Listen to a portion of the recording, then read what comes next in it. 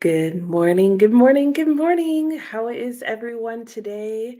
I'm doing well. I hope you guys are doing well as well and are ready to start the week. It is somehow Monday yet again. On the one hand, Monday seems really long ago, like last Monday does. And on the other hand, it seems like it was just yesterday. I don't know, but I hope you all had a good weekend. Let me know what you are going to be up to today, what you are reading or working on. And I'm going to share what I'm doing, and then we'll get to the comments. So today I'm going to be reading from And Ladies of the Club, and this is my only book that I'm still reading for the Big Book Summer Challenge. And it's a big book, and it's going to be a challenge to finish it by Labor Day. But I am on page 320 out of like 1430. So I only have 900 pages left to go. But it's going well. I'm reading just 44 pages of this a day, and that's actually working out really nicely. It's rather a slow paced book, so I like just reading it in small chunks, finding out a little bit more, which happens each day. And it's really following the lives of these ladies who are in a literary club together. So it kind of works to read a little bit each day because kind of each episode, if you will, you just get a day out of their lives and the different little happenings. So that's working out. That's what I'm going to start with first so that I get that reading in and get that out of the way. And then I'm going to be spending the rest of my day or however much time working on Marina. This is by Carlos Ruiz Zafon. I started this yesterday and I have so many things to say about this book. And I'll talk about it a little bit more once I finally pick it up. But yeah, I'm enjoying it. I'm about more than halfway through. So I will definitely finish it today. It's YA, it's reading pretty quickly. It's looking like it might storm here. It's super overcast. So we'll see how that goes. And what else? I have a couple other books as backups in case I get through all of that, but I don't know if that's going to happen because I do also have some tasks I need to get done today. I need to get my mail situation sorted out, and I need to call the place that we're going to be staying at for the next few months. So I've got some pretty important things that I need to make sure I take care of today. But that's enough about me. Let's see what you guys have going on. So, first comment today is from Sue. Good morning, Sue. How are you? And Sue says, "Good morning, everyone. I will be starting a cozy mystery this morning." Ooh, that sounds nice. And I like the title, Gingerbread to Die For. That is amazing. Also, kind of makes me want some gingerbread cookies and tea. But I hope you enjoy your book, Sue, and get lots of reading in. And good morning, Diana. How are you doing? Diana says, "Good morning to everybody." Oh, and you're going to try and finish the winners. Very nice. I've wanted to read some Bachman, but I just don't know where to start. I tried with a man called Uwe, and I didn't mind the writing style, but the book just started out too slow for me. And I think at the time I picked it up, I wasn't interested in this slow paced book. And I'm thinking I should switch and try this series, which I think starts with Beartown. Let me know how you're liking it, Diana. Good morning, Metzley. How are you today? I hope you're doing well. Oh, Metzley, you'll be so proud of me. Okay, admittedly, I didn't water the plants this weekend, but I have a reason for that. I wasn't feeling well. It's all sorted out. I went back to watering them today, and I need to do a little weeding because the sage has a weed in its pot with it now. I don't understand that, but I feel like that's a testament to how well I've been watering that a weed decided to come and join it. And then the only plant that's kind of on the struggle bus is the basil because I didn't water over the weekend because I wasn't feeling well. But it's made a comeback before, so and it's just looking a little wilty and a little like flowery. So I think it's trying to give up the ghost and go to seed. So I need to work on that today. But the reason you should be proud of me, because that all sounds like reasons you shouldn't be, is that the fig tree, which is like the biggest plant and the biggest pot that I'm fearing I'm not watering enough, it had figs on it when I started. So I didn't do that. But one of the figs is ripe.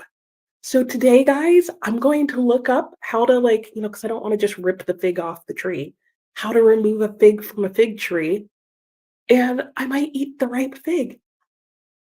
So I feel like I ripened a fig and didn't kill the plant in the midst of doing it. So I'm excited about that. So hello.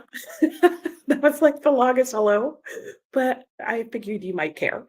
And I'm doing well. I'm glad to hear well, you didn't say you're doing well. I hope you're doing well today.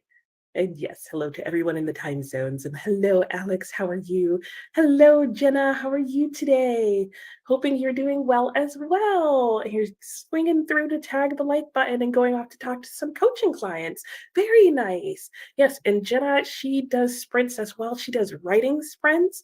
So if you haven't checked hers out, I know she's on the spreadsheet and, because I don't join writing sprints enough, I don't know when Gemma's regularly on. So if you're still here, Gemma, put when you're regularly on. If not, I will try and remember to do that later. Though I'm horrible about that. So hopefully I'll at least remember to drop the link to the spreadsheet. Alex, no more storms. Oh no, you have to run out to your kid's baseball game yesterday. Oh, run out of it. Oh, because of thunder and down. Oh, yeah, I know. Yeah. It's funny because those thunderstorms came through the area. And even on my phone at one point, it said it was raining and storming where I lived. It was sunny. We totally missed it. And I think it has something to do with where I live because that happens all the time. If you see satellites of our area, like there'll be storms going across the entire area through DC into Maryland where I live.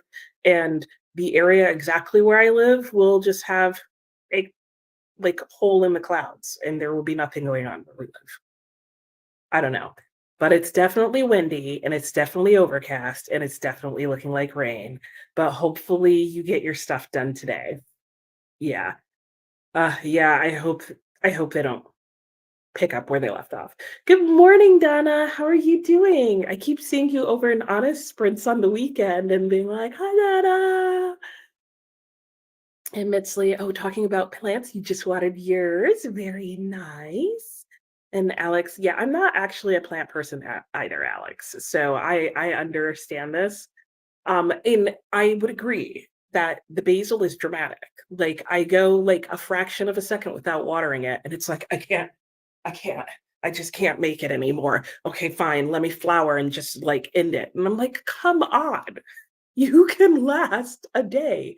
Though now that I'm thinking about it, two, three of the plants out there, they have like a base, because they have holes in the bottom of their pot. And I'm just realizing I forgot to empty their dishes, which now I don't know if that actually matters because it's going to rain. I should have probably checked the weather and known that. But I agree. Basil is a dramatic plant. I think that's the perfect way to put it. And Metzley's, the reasons you shouldn't be, that you shouldn't be a plant person, I'm guessing, or your mom. And Tanya, good evening for you. Yes, how are you doing? You're going to try your hand at watercolor painting? Oh, how exciting. I love arts and I've wanted to try watercolor painting. So I hope it goes well for you. Are you taking a class? Are you reading from a book? Are you just picking up the watercolors and going for it? Let me know. Let me know. I'm so curious. And then you're going to start Barbara Tuchman's A Distant Mirror. You know what I should do? I really need to get an audiobook going because you know what I like to do, guys? I love to oil pastels. In fact, I have my books with me. It was one of the few arts things that I brought with me. So if I remember, this is the theme today, I'll bring it over and I'll show you some. And maybe I'll find an audiobook so I can do some oil pastels while I relax. I do abstract oil pastels, so they're not going to look like anything and to you without my explaining it. Anyway, you finished the firm. That's great. Oh, and you loved it. I'm glad to hear that. But yes, I hope you enjoy your book. I hope you enjoy your watercolor. I hope you enjoy your morning. And Metzley, woo, that's great. I know. I love when you get to see. I know. I'm so excited because, like, I saw that had little teeny tiny figs on it, and he said fig tree. And for some reason, when he said, "Oh, don't forget the fig tree," I wasn't thinking it was actually a fig tree until I went over to water it the first time, and I'm like, "Oh, these are actual figs on this tree," which I didn't know could grow here, but it's growing really well. It's beautiful, and it is not dramatic. Like, I've skipped days watering it, and it's like, "That's fine. I'm cool." I'm pretty sure I've underwatered it 90% of the time. And it's like, that's fine, whatever. And then I've given it more water and it's been like, oh, I like this too. And I'll pep up just a little bit more. I'm really liking the fig tree. I think I could own a fig tree. I don't know. I don't know if I could have gotten it to that size. And Patty, the big thing is exciting. I know. Oh, you always have a weird plant panic when it comes time to actually harvest the food. Like how, yes, exactly, Patty. This is my panic. I'm like, I know half the time you can't just rip it off because then you're like damaging the plant. And it's the only one that's even close to ripe. But then I don't want to leave it on too long and have it start to rot. And then the squirrels go wild. In fact, I'm surprised the squirrel hasn't stolen it yet. But I'm assuming the squirrels in our area don't normally eat figs, so they're probably like, "What the heck is this?" I don't know. And then, like, should I not have let it ripen? Are you supposed to pluck figs while they're unripe? Because I feel like you see them unripened in the store, but is that just to make them last longer? Patty, I panic too. And good morning, Anne. How are you? You're waiting for a contractor. Okay, fixing the sidewalk. Oh, did your sidewalk get damaged from that tree falling? Is that what that's from? And the HOA, of course they did. Yes, I hope it doesn't cost a lot of money for you as well, and that it's like an easy fix or repair. Ah, what a pain. And good morning, Livia. How are you? I hope you're doing well today. Let me know what you're reading. And yeah, I know, Bexley. I do want to try it. I'm going to. You just pull the fruit from trees. Yeah. Well, see, you can't always do that, Metzley. Like, I know with apple trees, you're supposed to like pull down and twist, but you're not actually supposed to pull it off the tree because then, like, you might not get another one there. I don't know. I just know you're not supposed to do that. I've gone apple picking. I have not gone fig picking before. And Donna's doing okay. Last 2 nights have been rough. I'm sorry to hear that. Oh, using a fire pit, which you're not allowed to oh, right, because you have, like, no burn times, right? And he's burning things for, like, 3 hours in the middle of the night. Oh, yeah. Oh, I'm sorry. That's horrible. That would make me really nervous too, so I totally get that. Hopefully, he stops. And Patty said we'll be reading Sandwich. Ooh, that's a fun title. A woman on vacation sandwiched between adult children and aging parents. Oh gosh, that sounds like a nightmare. Are you sure it's not a horror story?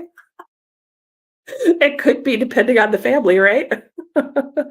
And don't worry about the basil. I mean, do worry, water it, but drama in it is in its DNA. Love that. Well, I can't handle it because the basil gives me like anxiety and like it's attention hungry. That's what it is. It's like pay attention to me because every day you're gonna come out here and I'm gonna be doing some new nonsense, wilting, flowering, whatever. I don't it needs too much attention.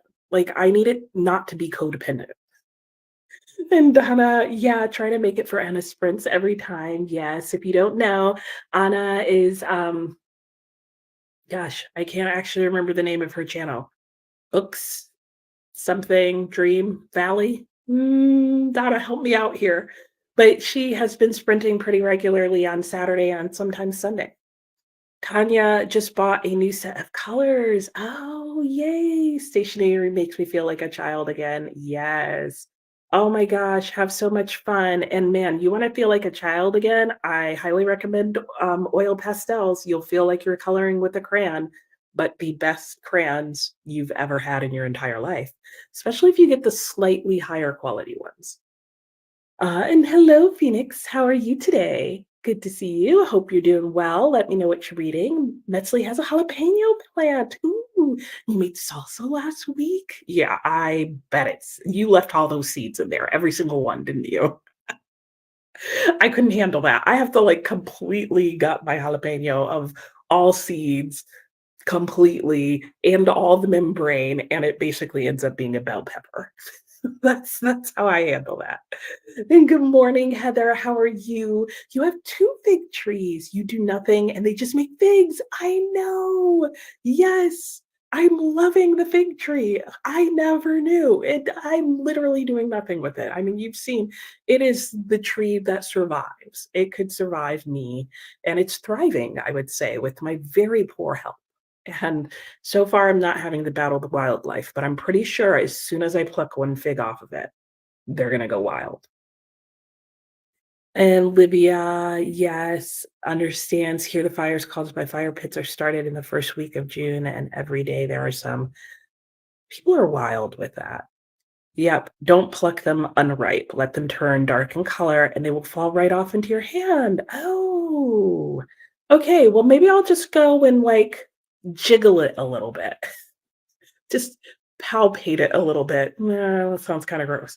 But I'll just go and like give it a little massage and see what happens and see if the fig falls off. I'm eyeing this bird that's kind of standing out there like, don't start pecking at my fig. And Tanya, you know what you could do? Maybe just explain your plant situation to ChatGPT with a photo. Oh, I might have to do that because if nothing else, it would be humorous to see what it says.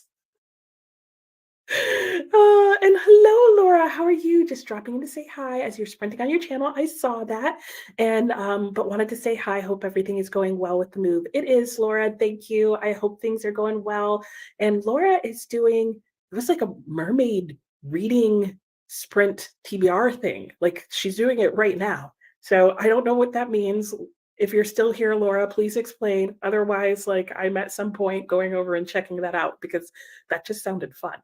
Also, I was watching this weekend, I was watching Brad Mondo watch people mermaid color dye their hair. So it's a theme. And Livia is going to the library today. Yay, fun. Nice. And you'll start reading after dinner. Good luck. I'm just getting so distracted by literally squirrels. And Metzley just read the fig you were supposed to bend back toward the branch. Oh, okay. Good to know. So just like a little, okay. Thank you, Metzley. And Alex, wants wanna read the sandwich. I have not heard the sandwich. Ah, oh, and the library holds too long. I hear you there. So you may ordered it. Okay, very good. I had a library hold book that I was interested in one time, and it was 52 weeks until I was going to be able to get it. Guys, that's a whole year. It's like I'm not putting this book on hold for a year. Like I'll check back in a year if I remember and see how it's doing. And Heather has a giant herb garden. Oh, if any one of them tries to get too needy, you let it go to seed and you're done with it. Yeah, basil would be out of my herb garden so fast because I don't have time for you. Like you're being wild over there. You better volunteer some stuff. And Donna, the Book Dreamers Alley. Yes, this is the name of Anna's channel. I got all those words in there just in the wrong order because I was about to say Shauna's channel, which also has dream catcher and book in there. And I was like, that's not right. And I remember Allie or Valley. Good morning, Kiana. How are you? What are you up to today? You're working, right? In a little bit. And Metzley says precisely. All of us do. Nice. And the roots from the neighbor's tree that fell, oh, were under your sidewalk. Oh gosh. So shouldn't your neighbor have to pay for that? But then you've gotta argue with the HOA and the neighbor. Oh gosh, yeah, I don't blame you. This isn't the same neighbor with the dog, is it, Anne? I hope it's not. I mean, I don't know if it would be better for it to be the other neighbor, but, that's so annoying. And Phoenix is still waking up, preparing to walk to the market. Nice, before it gets too hot, definitely. Okay, but they don't open up for another hour and 15. Okay, well, hopefully the weather holds for you. And it's really gonna rain. Okay, I'm gonna have to speed this up because it's definitely gonna rain and I need to run out there and grab that fig before that happens. Phoenix already have fire bans, not certain the neighbors listen. Yeah, yeah. Frustrating. The neighbors are not winning today, right? Metzley, your mom has a sensitive mouth. Oh, so her salsas aren't as spicy. Oh, that's why you're making your own, right? Now that I'm preparing for the fig, the animals are going to beat you. Yeah, no, I that's what I'm fearing, Alex. I'm fearing they're out there like circling the plant right now as we speak. And Donna, I hate how their fire bits can be. The guy's pit is literally 3 steps from his house. We are fenced in. Ah, okay. I hope it gets dealt with, Donna. Yeah. Good morning, Mary. How are you? Reading Lost Girls of Penzance. Haven't heard of that, but I hope you're enjoying it or enjoy it. Yes, his videos are addictive. If you guys haven't watched, he's a hairdresser and he reacts to other people's videos online doing their hair. And he's generally pretty sweet, but he'll comment on what they're doing wrong, and he's usually generally very shocked by people trying to do their hair at home. And Kiana is gonna take her daughter to work. Okay, and then clock in. Sounds good. And Anne, put your books on hold even if there's a long wait. Yeah, often they order more copies. Yeah, that's true. That is true. I think I'm just so impatient with the library in general. I'm like, no, I wanted to read it now. So I usually put nothing on hold and I'll just take whatever it is that the library does have. And I just circle the wagons and come back later and see what's going on. And good morning, LA. My voice. Good morning.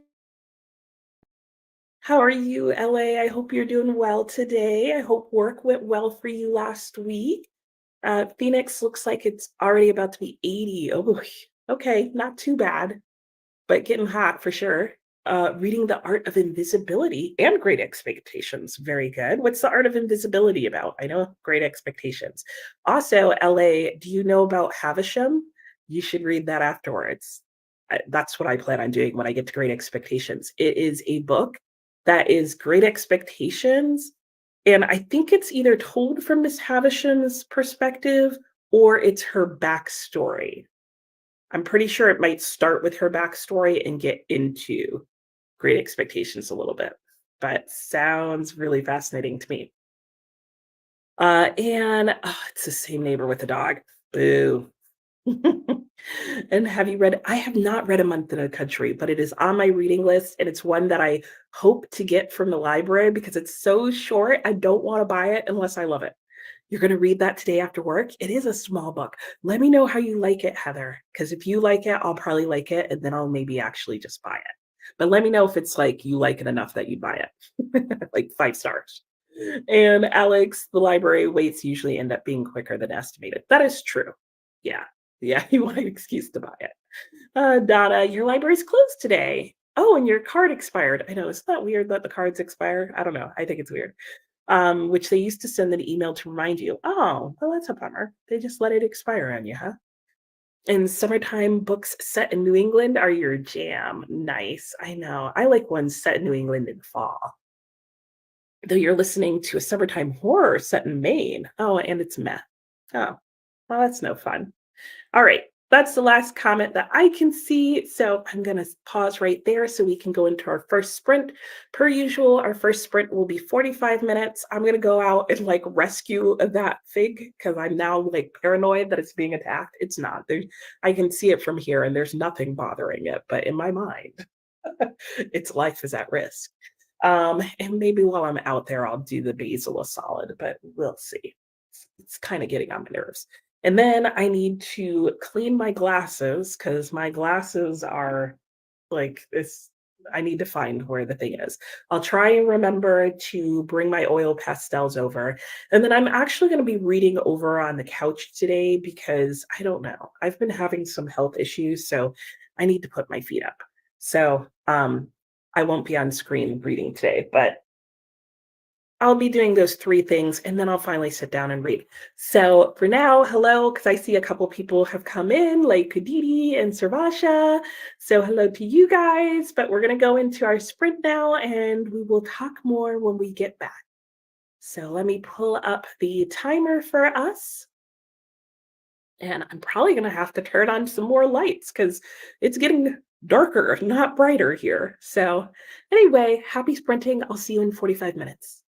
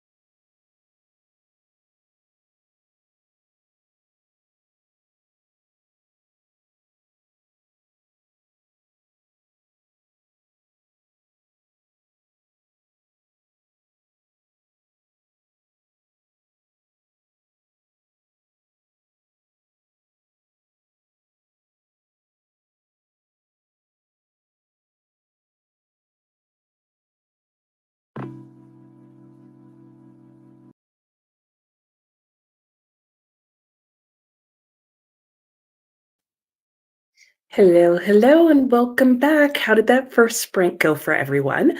Mine went really well. I finished all my daily reading pages in and ladies of the club. So I got my 44 pages done. I had already started reading it this morning before we started, so it's not like I read 4 pages in our 45-minute sprint. I didn't. I had maybe 20 pages left to read, something like that. So those are done. I also went outside and checked on the fig and looked up some more information on, how and when to pull a fig off. And it turns out you're supposed to wait in theory until they're drooping, and this particular fig that's ripe on the fig tree is not drooping yet. It's like sticking straight out. Now, it's kind of in a weird place. It's like on the side of a branch. So it doesn't even look like it has enough of a stem to droop. But I did try lifting it a little bit because, like Metzley said, you're supposed to like lift them up and maybe bend them a little bit back towards the branch. But what I read does seem to indicate that if you just lift and kind of move them a little bit, that they should just come right off. And that's how you know that they're ripe. So I did kindly gently manipulate it a little bit and it was not coming off. So I'm going to assume it's not ripe yet. I will be checking on it every day, probably multiple times a day until I can eat the thing. So yeah, that was my sprint. Oh, and I did go and I picked up my little oil pastel book. I didn't even remember what was in here. This is actually a watercolor book, but I like to do abstract landscapes. I'm like very amateur, guys, so don't get excited. Um, but I like to do abstract landscapes. So I like a landscape book because you can do things this way, you can do things that way. And this one is a nice portable size. I actually also like to paint with acrylics, but I like to do that really big. But this was like a size that I was like, ooh, if I want to travel or, do in plein air, then I could use this. But here's some of what I've done. This is one of my little things where I was just playing around and trying out the paper. I kind of sort of like doing oil pastels on watercolor, and I kind of don't because you have to apply a lot to fill in all the holes in the watercolor, if you will. Like this was me testing colors. Like you can see all the white in these squares, and that's just from not laying on enough oil pastel. So I kind of like mine to be thick and on top and start to blend together. And it takes a lot to do that on watercolor paper. And I don't know how I feel about that. So this is something else where I was just playing with multiple colors and tones, trying to get a feel for water and trees over water. I like this one a bit better. You can get the idea of a shoreline. Um, I tend to like landscapes where you can just start to tell what it is, but I also like to play with colors.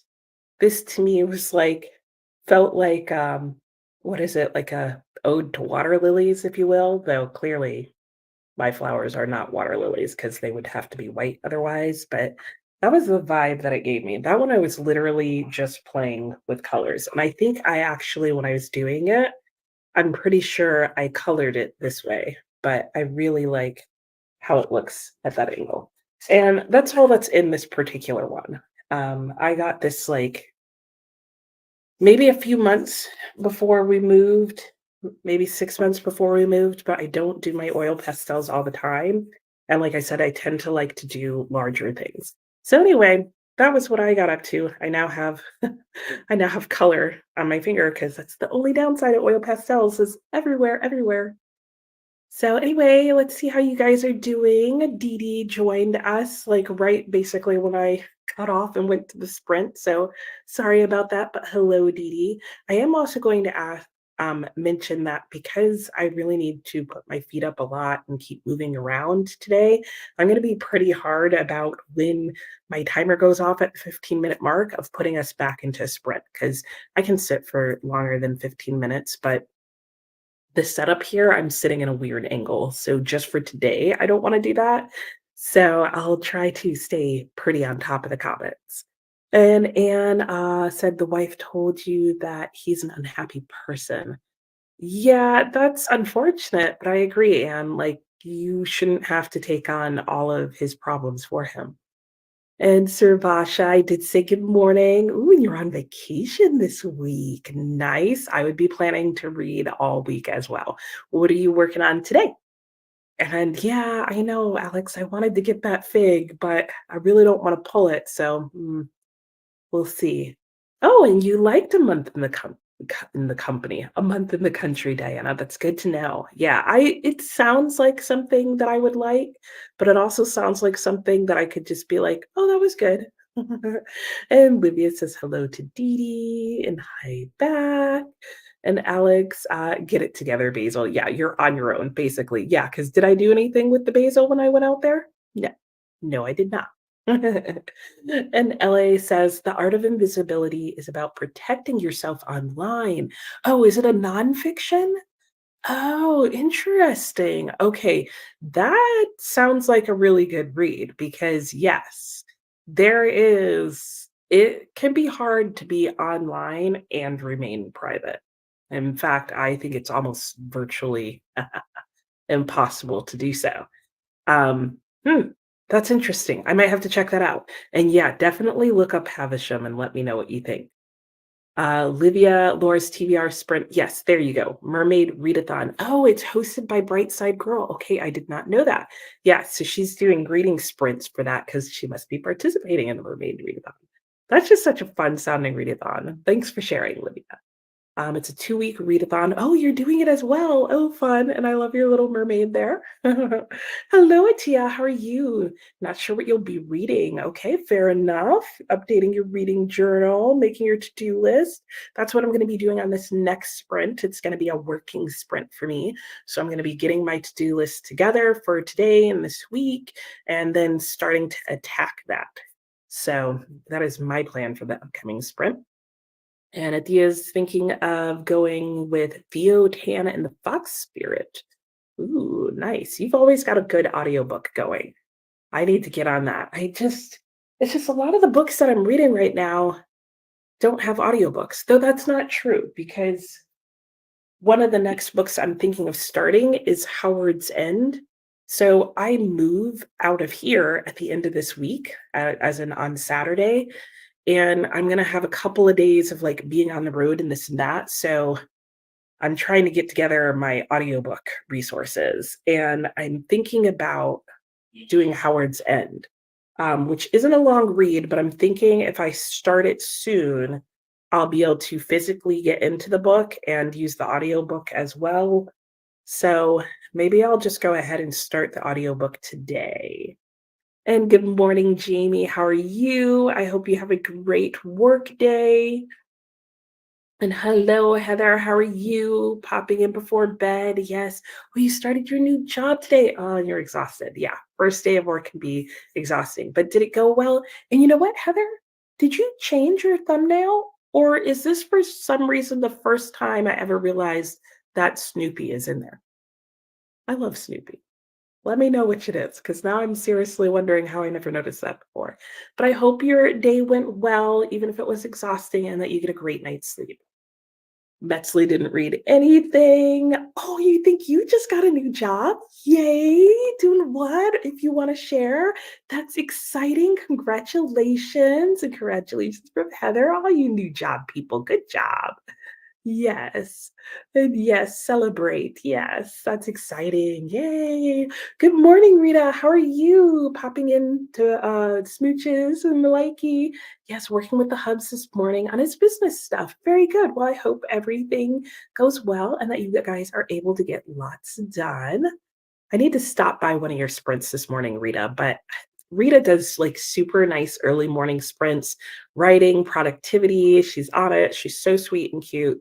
And I haven't been able to join in a while because I've actually been able to sleep in. We're like sleeping in a very dark basement. It's nice and cool. It's super nice and dark. So I've actually slept in just a little bit each morning.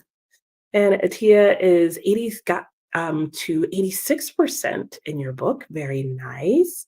And yes, congrats again to Heather and Metzley. Yes, yes. Heather said it's only half a day. Yeah, and a bunch of info dumping. Yeah, sounds like most first days on the job, right? That is such a thing. Oh, thank you guys. These are the comments on my uh oil pastels. I'm like on the what are they called? Oh, thank you, Heather. Yeah, it's just me fiddling around. Those are actually literally just me fiddling around in that book. All my other ones, I almost dread to think about it, are in storage because oil pastels can literally melt, guys. However, it is a temperature controlled storage unit and they're in a protective book. So, so long as they made it to storage okay, they should be fine, even if the storage is like a little warmer than you would have like your normal stuff. But I'm pretty sure it's at like a normal summertime, cool, air conditioned indoor temperature. So I'm not too worried about them, but I am kind of like, but I feel like that was a better option than bringing them with me because clearly I can't leave them in the car. And I would have been driving in the car for 5 hours a day. And everybody knows like your car is not super cool. Certainly not in the back seat or whatever. So I feel like that was the best place for like my bigger ones that I'm, like, even more happy with, but I do really like these ones. And oh, thank you. I know, I loved how the water reflection turned out on some of these. It was really the first time I ever did water, and I really, really didn't know oh my gosh, I'm about to get oil pastel all over myself. I really wasn't sure how to make that happen. And sometimes I make art harder than it needs to be because I'm using no reference. So I'm literally just going with like, well, I think this is what it looks like, and using a reference if you do art is way easier. So, yes, and Heather, you should rest some. Hello, Pirate. How are you? Nice to have you here, and good morning. And you might read and go on errands. Yes, that sounds like my day to some extent. Phoenix says, "Gonna take a shower and then run to the market." All right, hope you're able to get there and it's not too hot. Hello, Denise. How are you? Making your coffee, getting ready. Don't know what you're gonna read. Sounds good. Hello, Grace. Nice to have you again. How are you doing? Oh, before we were yours. Ooh, have you started it? How are you liking that? I have seen that around for a few years now. And on audio, I could see that being a good audiobook. Is it sad? That's probably one of the main reasons I haven't read it because I feel like that's gonna be, like, devastating, but I hope you enjoy it. And Alex listened to a time paradox short story. Ooh, it was an odd one called All You Zombies. I love the title. And you're gonna tackle your laundry and audiobook Looking Glass Sound. Ooh, interesting. How are you guys with your audiobooks going? I gotta get one going. Yes, and congrats on all the new jobs, and you haven't okay, it's just it is hard to see him, but for some reason, he just stood out to me right now in this moment. So, I don't know. Yeah, the little Snoopy in your picture. Okay, and you're finally doing a translation job. Oh, and it's at a really well-known company. Oh, so there's a lot of rules on how to do it. Okay, sure, pros and cons, right? Well, I'm so glad, though, that you're getting to do something in your field that you love. And Metzley got a job at Taqueria. Ooh, and you wanted, the one you wanted, nice. And the schedule's perfect, okay. Oh, you can fit in with school and late enough for you to have good night's sleep. Oh, sounds perfect. I'm glad that worked out for you because sometimes that can be tricky. Like you don't get the hours you want or you don't get the location you want. So it all came together. Awesome. In Phoenix, it tends to do better with experimentation. Yeah, yeah, I do too, because I feel like experimentation, then I can go into perfectionism level and be like, that looks nothing like it, even though I'm trying to do it abstract and it shouldn't, but I want it to kind of reference the reference. And hello, Ariane. How are you? Before we were yours, had you researching so many things? I could see that. I would definitely be researching like the history of adoption and foster care and all that. Yep. And hello, Alicia. How are you? You're bouncing around today. You've got lots going on. Sounds good. Starting your July TBR. Oh, yeah, because it's July 1st. Wow. Oh, guys, there's the fox. Oh, dang. Sorry. I just saw him in the corner of my eye. Okay, what time is it? Okay, it's 10:30 in the morning, and I know for a fact he comes around the same time every morning. So, oh, this was it, guys. I was gonna say next Monday at 10:30, we'll be looking out the window, and maybe we will, but I won't be here in this location, so darn. So close to showing you the fox. But he went by. He was just walking along, minding his own business. A couple days ago, the fox went by and he had some food. He was really feeling himself that morning too. So, which I don't blame him. Anyway, Alicia's starting her nonfiction cleaning house. Ooh, do I have that one? Why does that sound familiar? It's obviously about cleaning house, I believe. But tell me some more about that book because it sounds familiar to me for some reason. And Denise said, Before We Were Yours is so good. Hello, Karen. How are you? I am well. Oh, Tale of Genji. Yes. Karen, do you know about the Tale of Genji read along that's going on? I know there are quite a few chapters into it, but they do have live shows that you can watch on it. So if you don't know about that, let me know and I'll try and remember to drop a link to the first live show. Metzli, it's the kind of place that gives you leftovers after closing. Ooh, yum. Yes, that sounds amazing. Making me hungry. Yeah, I mean, I don't have a fox clearly, but I live in a very wooded neighborhood, and so we have foxes. Um, they're not a good sight on your property. Oh, yeah. No, they're not good for chicken. But in our neighborhood, we're not allowed to own chickens, so it kind of works out. So they keep the smaller wildlife under control. Nothing's really keeping the foxes under control, but yeah, yeah. Oh, yeah, they're not a good sight. Yeah, right. And Heather's listening to I went to see my father. Oh, highly suggest this author's work. Her book, Please Look After My Mom, ripped your heart out. Ooh, okay. I don't always like having my heart ripped out, but if it's a good read, I'm open to it. Alicia, it's about a mom's 12-month experience to rid her home of youth entitlement. Oh, that sounds fascinating. Okay, I'm gonna have to look that one up too. Oh, the dream. You'd love a house like that, right? And tacos, the best job perk. Absolutely. And you do know about the read along. Okay, and you're reading it with oh, that's right. You mentioned that with Benjamin McEvoy. Yeah. So that'll be a good combination. You'll be able to read it with him and then you can also like once you get through the chapters that they've read because they're only doing like 4 and so or I think they're only doing 4. So, yeah, once you've read the same number of chapters, you can watch the discussion too if you want in the hardcore literature group. Yep. And they're going way too fast for you. Oh, are they? How many chapters are they doing each time? And Betsley away from people mostly. Yeah, I could see that. Yeah, jealous. Yeah, yeah, we're all jealous about the tacos, Betsley. Yes, and you're still reading Ulysses. That was the pick like before, right? Oh, goodness, yes.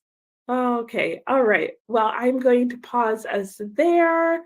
And with all of us thinking about Metzli's tacos and her access to them, and I need to change our timer real quickly so that we'll go to our hour-long sprints now.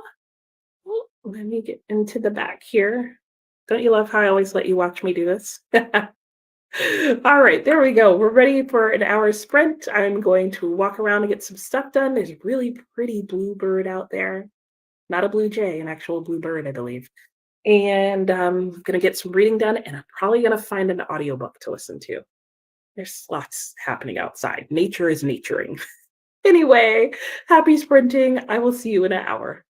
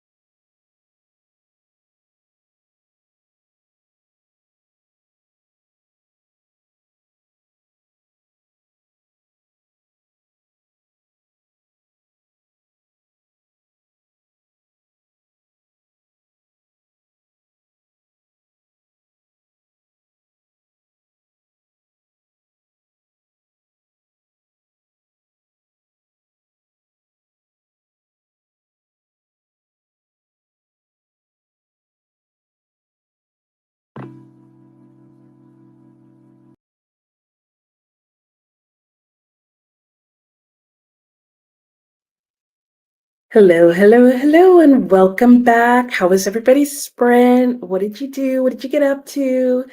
I spent that sprint getting some work done, like I said. So I got my whole weekly list together and got stuff on my weekly calendar and made a whole bunch of phone calls and even ate a very early lunch because maybe it was the tacos, but I was all of a sudden starving. So I only ate part of my lunch, as in I ate a chicken patty. And I'll probably have some fruit next.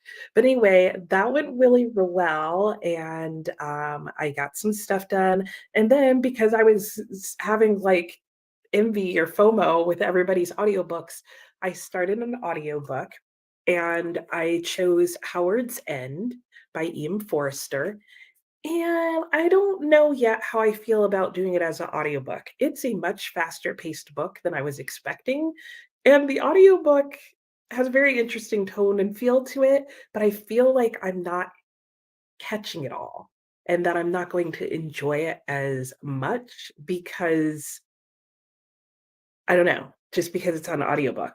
I don't know. So we'll see. I'll probably keep going back and forth, but I did have a couple of minutes at the end. So I then picked up the physical edition that I have of the book that I have out from the library. So I'm pretty sure that I'm right that once I finish Marina, I'm going to try and read the rest of the book in the physical edition.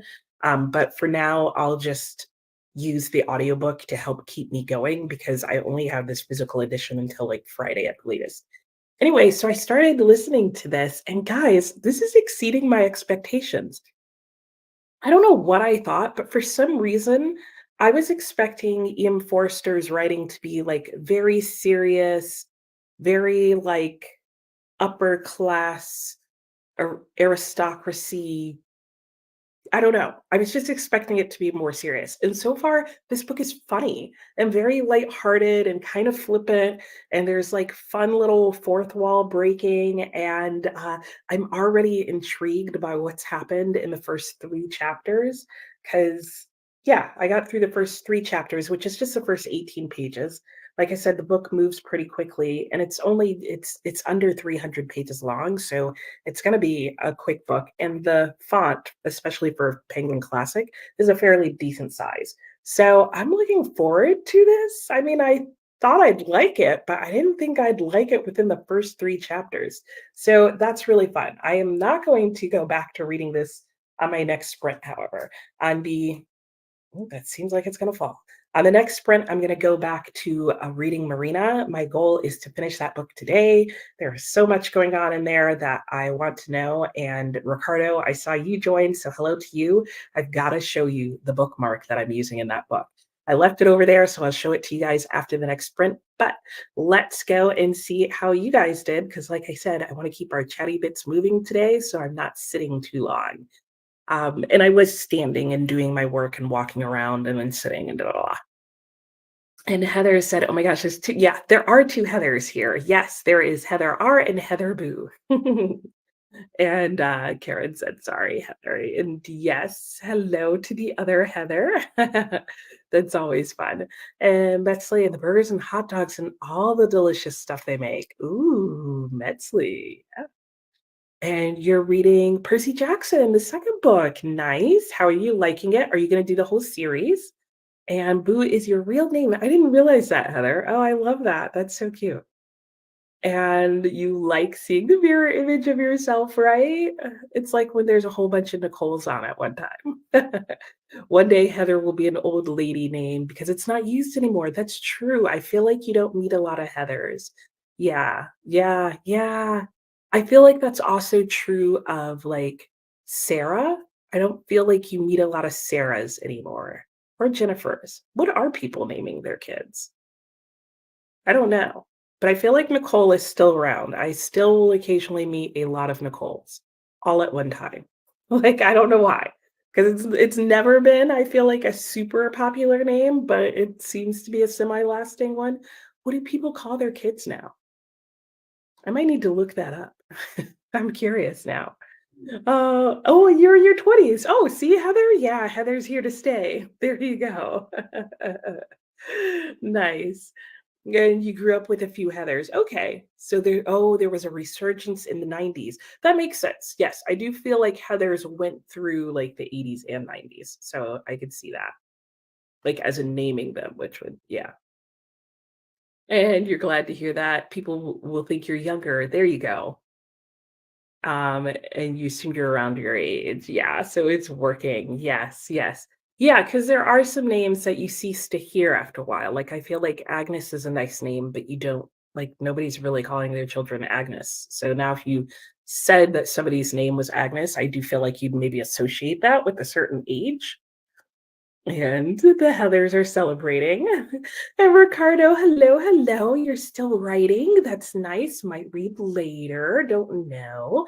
And I am reading. Well, I was doing work that sprint, Ricardo, but next sprint, it's back to Marina. I'm about halfway through. I'm gripped. I want to know what's happening. I did sleep last night, so apparently it didn't scare me that much. I did have a lot of crazy dreams, but I slept horribly the night before, so I'm pretty sure I dreamed so much because I was just really tired. But none of the dreams were related to the book, which was what I was worried about because there are some super creepy moments in that book. Like super creepy, gross. Mm. But it's not too much. Like I feel like they come, you get scared, and then they move on and you get distracted by a lot of other things. So it's working for me so far. And Heather says hello to Ricardo. Yes, we all hope you enjoy your writing today. And, the estimate is gonna be $1,100? Oh, because 'cause they've gotta replace the sod and remove the roots. Ah, yeah, yeah. That is frustrating, Anne.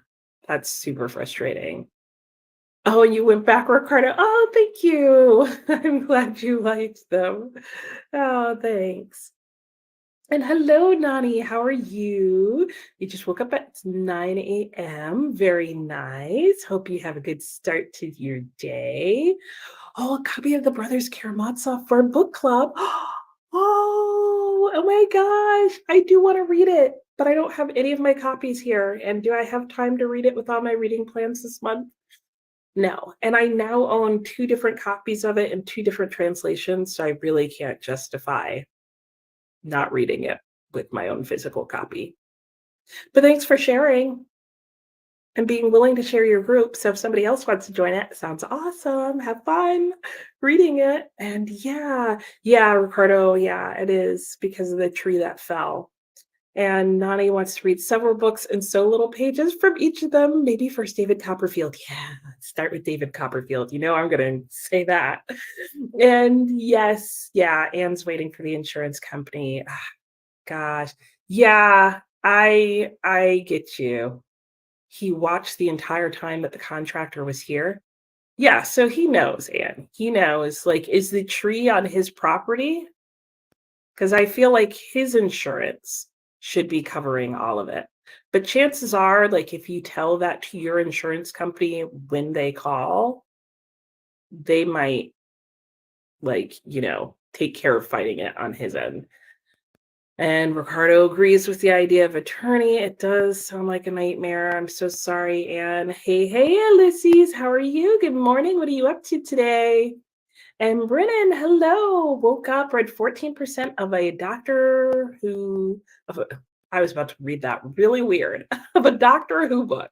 And you're making coffee. Well, welcome. Hello, hello. I'm not sure that I've seen you here before, or if you have been here before, it was a while ago. So welcome. And I hope you enjoy your Doctor Who book and especially your coffee. I've got some iced coffee in the fridge, or at least cold coffee that I can make into iced coffee in the fridge. And ooh, it's 11:30. I might have to make that on the next sprint. And Metzley got some gossip. Ooh, read like 2 lines of Percy Jackson and then got a call. That's funny. Heather read a chapter from her chunky nonfiction about Catherine the Great. Ooh. Oh yeah. Yep, I bet there is lots of royaling going on. Ooh, gross. They were all into that at the time, though, as if no one else existed. But I think they were so focused on the royal lines, and I guess they hung out with each other enough.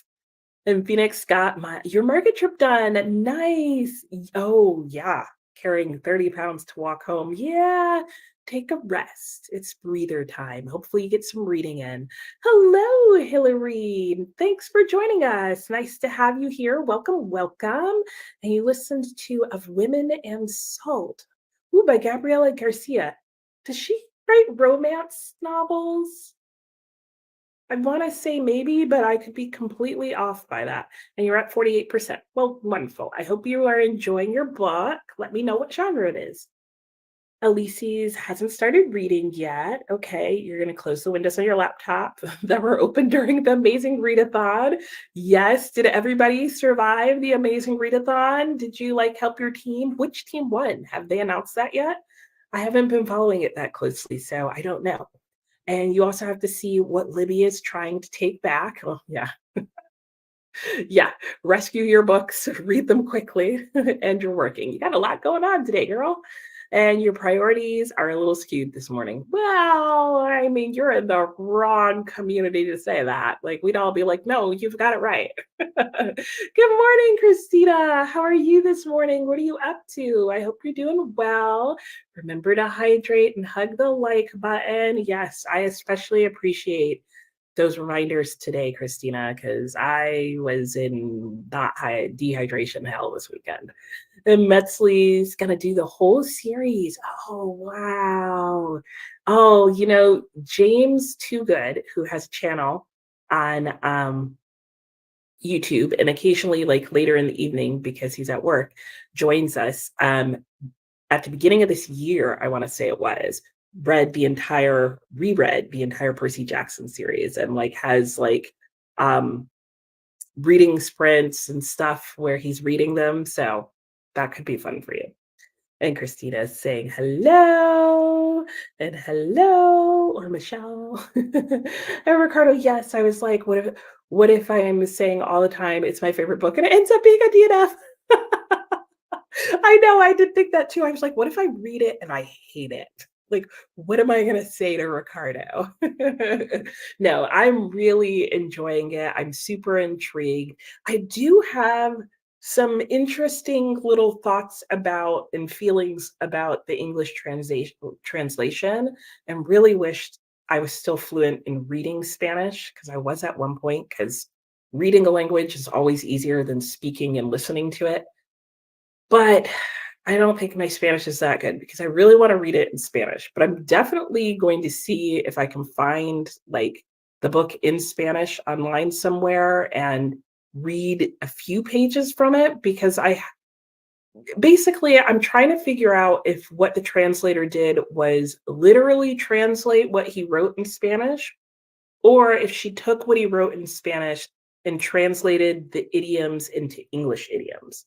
Because there's something, especially in the first like chapter or two of the book, where it feels weird and kind of off. But I'll talk about it in a weekly wrap up and I'll give some examples. Yeah, and in fact, I'm going to have to talk about it this week in my weekly wrap up that I film, which you won't hear for a couple of weeks. Sorry, suspense. I had some other comment on this book. Oh, I tried to get the audiobook of it and started listening to it and realized that the audiobook was in German. So that was no help. And Ricardo, rereading it during June, you were like, oh, I forgot how creepy it is. Yeah, there are some super creepy parts in it. I didn't read anything about what the book was about, but I was still not expecting that. And Christina, according to Social Security admin, most popular baby names in 2020 were Olivia. I could see that. And Liam. Yeah, I could definitely see that. I know a lot of both. Yeah. I wonder if Olivia is because of the pig. I loved that show. And they remained the same as the top three names in 2019, along with Emma and Ava. I do know quite a few Avas. I don't feel like I'm hearing Emma a lot. And Noah and Oliver. Yeah, okay. That sounds right. There's a lot of those. I would agree. Marina's on your TBR. Yes. It's good, Heather. It's a young adult. It's a quick read, but like he really keeps you going from chapter to chapter. Olivia here in Spain is an old lady name. Oh, you think it's pretty though. It definitely was at the point where like I feel like for a while, Ricardo, like no one was named Olivia, and it's kind of made a comeback here. 2000 23, the names were Leo for the 5th year in a definitely don't name your kids that because in 20 years, everyone's name is gonna be Liam and Olivia. I mean, it practically is now. That is crazy. 20,000 people are going to be named Olivia or Liam. Oh my gosh. In 21 states. Oh, all those Liams. And Metzley agrees with the attorney idea. And hellos are going around. Hello, Tia. And Christina drinking water because of you. Yes, keeping us in good habits. And hellos, more hellos. Yes, coffee. Yup. And Of Women in Salt sounds like an interesting title. Yeah, doesn't it? Yeah. Adding to our TBR. Nicole, a book recommendation, praiseworthy. Yes, I just heard about that book yesterday and I had kept seeing it at my independent bookstore. And I was like, what's this about? And I don't think there's any good descriptions on the back of it, but who was talking about it? Some YouTuber in their weekly wrap up just this week actually stopped and was it Britta Bowler? I think it was Britta Bowler, stopped and talked about Praiseworthy at length, and I was like, definitely adding it. And of course, now I regret not picking it up at the bookstore every single time I saw it because I looked at it and I felt it. It feels nice and it looked interesting, but it wasn't giving me enough information, and I kept forgetting to look it up. So thank you, Anne. It is on my TBR, and I will be picking it up the next time I spy it with my little eye. Christina's son was able to complete all 10 legs. Oh, good for him. Nice. Congrats. Oh, the winner's announced tomorrow. That is awesome, right? Yes. Yay for Christina's son. And Denise's sister called, picked out your book, but haven't started yet. The last thing he told me, ooh, I've heard people have enjoyed that. Your son and you are going through the Half Blood Chronicles, and you're on the Mark of Athena. Nice. And it's general fiction. Okay, thank you. A generational saga. Ooh, love a good generational saga. Two families and how their stories connect. Ooh, these are a few of my favorite things, Hillary. And Alex almost forgot to come back for the chatty bit. Got some stuff done. You must have been really into it. Your audiobook hasn't gotten much better. Bummer. Emma is the name of the girl you babysit. Oh, see, maybe it's a worldwide phenomenon. When you had your Oliver, everyone in your family was like, ew, no one uses that name. See, you were on trend, Alex. Look at that. And the thing here, it was published as YA. Lots of teens got into reading it, but rereading it as an adult, I'm like, oh, baby, this isn't for teens. I know. I'm glad you said that, Ricardo, because it's published as YA here as well. And I'm also like, I mean, I guess, but like there's a lot of stuff going on. Like, I guess the writing age level would be appropriate for teens, but some of the content, especially, can we talk about real quick, Ricardo? Um, how he like is constantly checking out Marina. Like, there's a couple times where I'm like, ew, okay, I don't need to know your boy fantasy. It's like, keep a little bit more of that in. Like, I know we're in his mind, but I feel like we're a little too into his mind. That's what I'm trying to say. And good morning, Shamika. How are you? Okay, I'm going to go ahead and pause it there because our timer went off and I have gone over. And I am trying to stick to my timer today for my own sake as much as yours, though I love chatting. And yeah, so I know we can just keep chatting. So hello to anybody who has joined who I haven't said hello to yet. I'm going to pull up our little timer here and just remove that banner for now because, you guys know the deal. If you want to share what you're reading, I would love to hear it.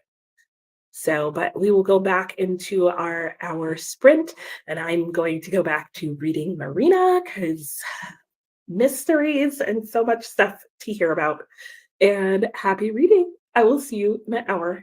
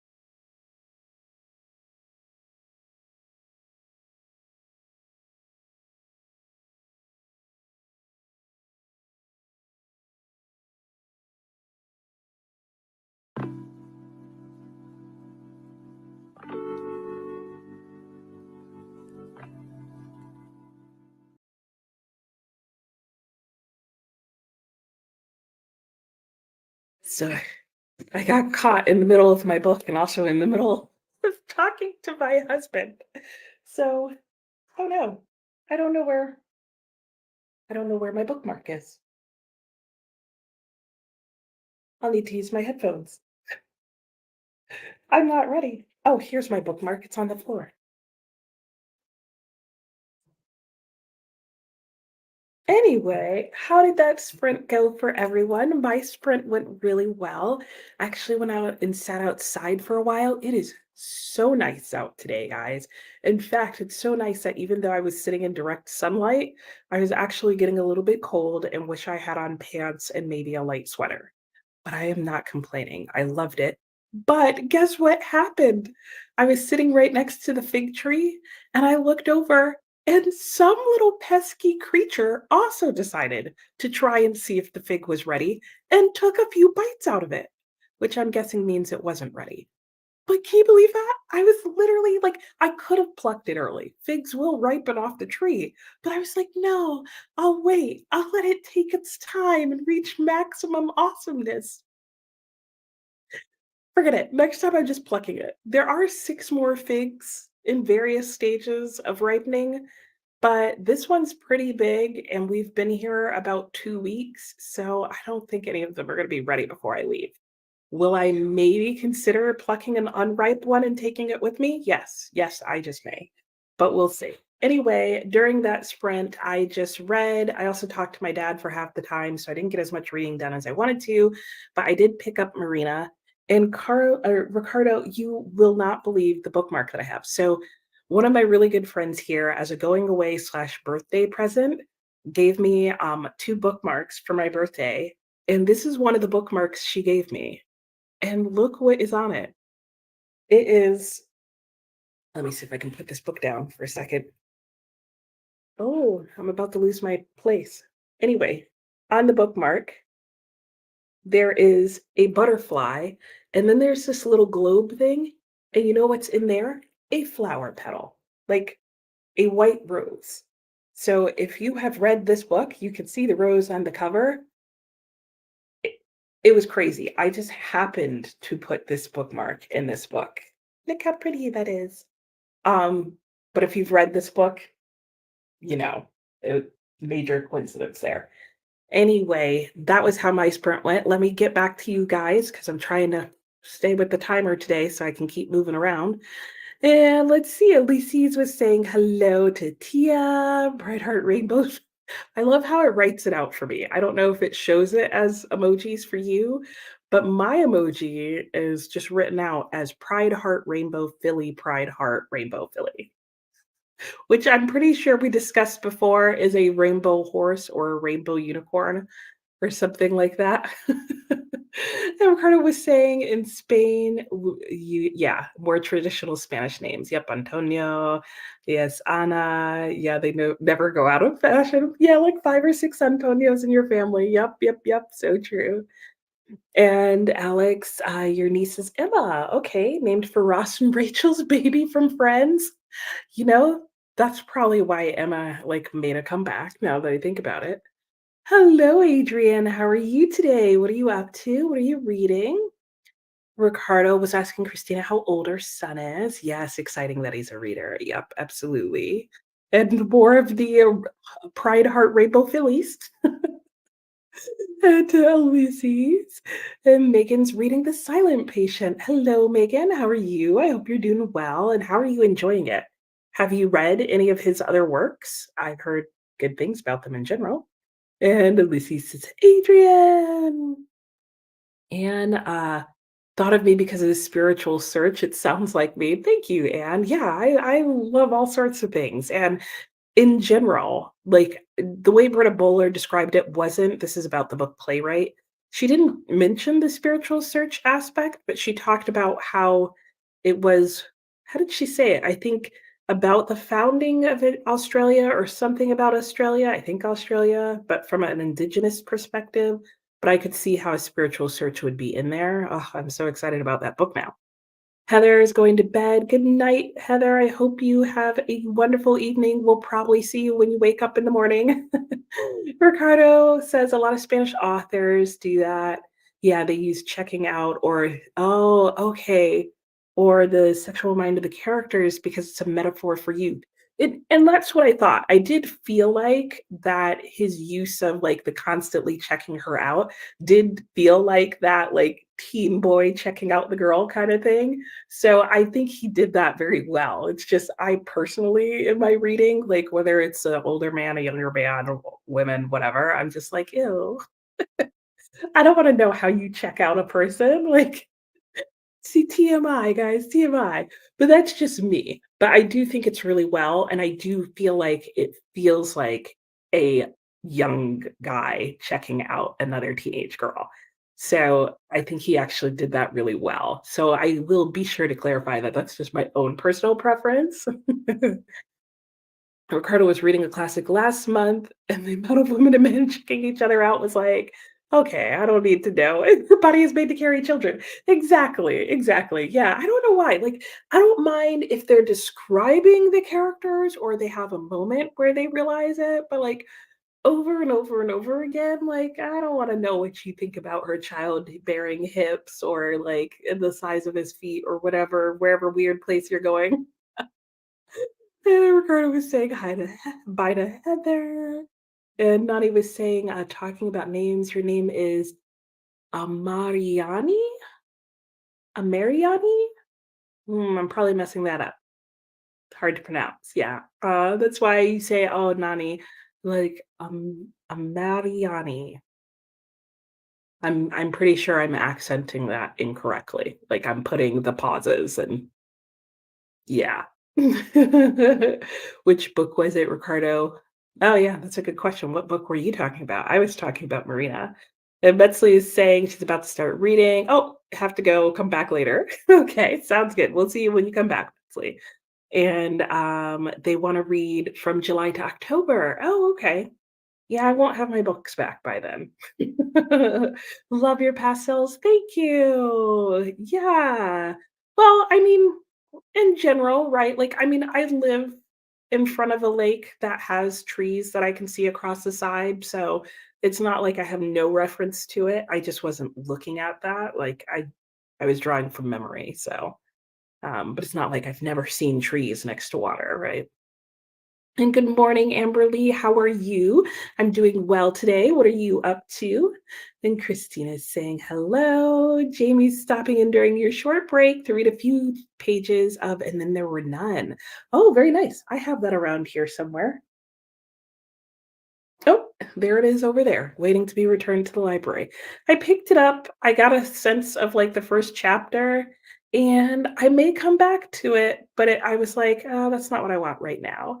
Hello, Rachel. How are you? I am having a fabulous day. I hope you are as well. Hello, Paula. How are you doing today? Getting ready for your sprints in an hour? You're currently reading Nina in the Cult. Ooh, sounds exciting. Is that YA? It sounds like it could be YA or middle grade.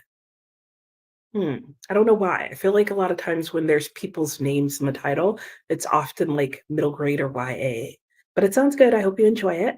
And Livia's back from the library. What did you get? And hellos, hellos. Ooh, lots of people came on. Hello, Jamie. How are you? What are you reading today?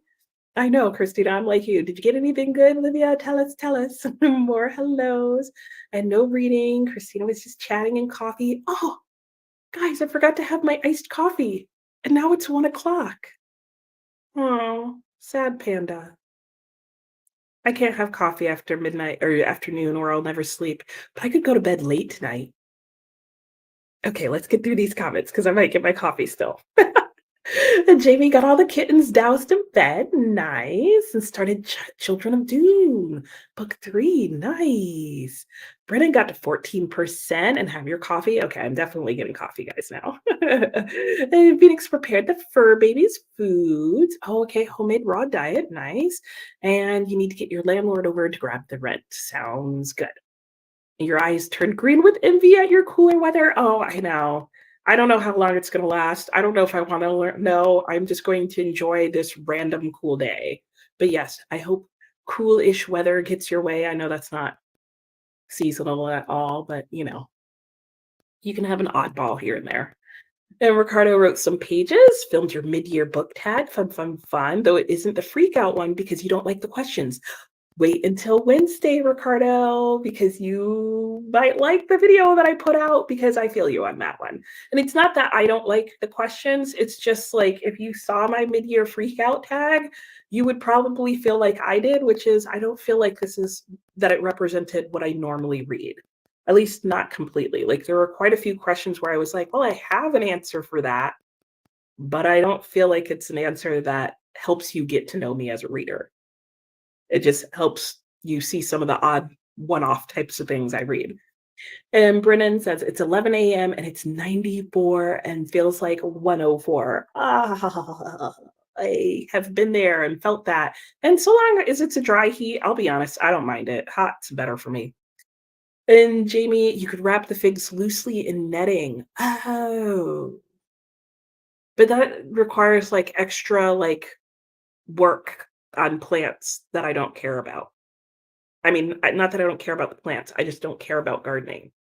But that is probably what I would need to do. And I'm seeing birds fly around on the porch in the vague vicinity of this fig tree, and, like, now I'm starting to get, like, "Where are my binoculars? What are they doing over there?" Oh my gosh, yes! Ricardo, I know. Isn't that, like, mind-blowing about my bookmark? Like, when I got to the point in the story where those symbols started coming up, I was like, "But my bookmark, what are the chances?" And, like I said, I picked that bookmark out just because I was like, "Ooh, it's a new bookmark that I got. Let me use it. Ha, ha, ha." And then I got, like and that was before I started reading the book, and then I got, like yeah, yeah, yeah. I know, I was meant to read it. Can you tell? The rose, it's a little okay, so the rose on the book is red, and it's red roses in the book. There's red roses in the book. Like that's not spoiling it anything. But in here, so there's little purple, like glitter jimmy stuff in here, but you're not gonna be able to see it because of the sun. Maybe I can somehow shade it, but you can see there's like a little white rose that's on top. Um, I doubt it's a rose. It's probably a white petal of baby's breath, but due to the size of everything, it looks like a little white rose. Anyway, I'm going with it because it's meant to be. And I know it's a weird coincidence. And you can see the actual rainbow hearts. Yeah. I'm sure you can see like this is back to the rainbow unicorn Philly horse emoji. I'm sure because I've seen that with other people's where they're like reading it out and they're like, what's going on? And like, but we like the people who are viewing the stream can see the actual emoji. It's always hilarious. Oh, and it looks blue to you too. It's like a bluish purple. So it's probably just my camera, screens, all the things. Hello, Zoe. How are you? My week's been good. How's yours been? What are you up to today? And Ulysses started Mother Island, a daughter claims Puerto Rico. Ooh, got to 7%, just started. You've been working. Let me know how you like that. My husband might be interested in it, which means I might be interested in it, which means we might both read it. And Christina, you're 16 and you're lucky he still wants to listen to books with his mama. You are lucky. My son will do that with me sometimes. Either we'll both read the same book or we'll do an audiobook. He still likes that sometimes. He's a young 16 and autistic, so there's that. Yeah, but my son still likes that, and he's 18 now, so you could just be lucking out with a reader. He does sound like he's a reader. Olivia, I get the first book from a series of unfortunate events. Ooh, hope you enjoy. A couple of fantasy books, and most important, you finally asked how to get digital books. Oh, exciting for you. I hope you can get lots. Hello, Alicia. How are you today? Let me know what you're up to. And yes, that is so awesome, Christina. I love that. I know that is fun for Olivia. And that's when you became a reader around 16. I feel like that can, no, I was going to make an assumption, but I don't feel like that is true. Anyway, that's awesome. And Nani, it was House of, Alula, the last classic you read. Britta was about to start reading that, one or the other. Do you know her channel, Ricardo? She reads a lot of classics.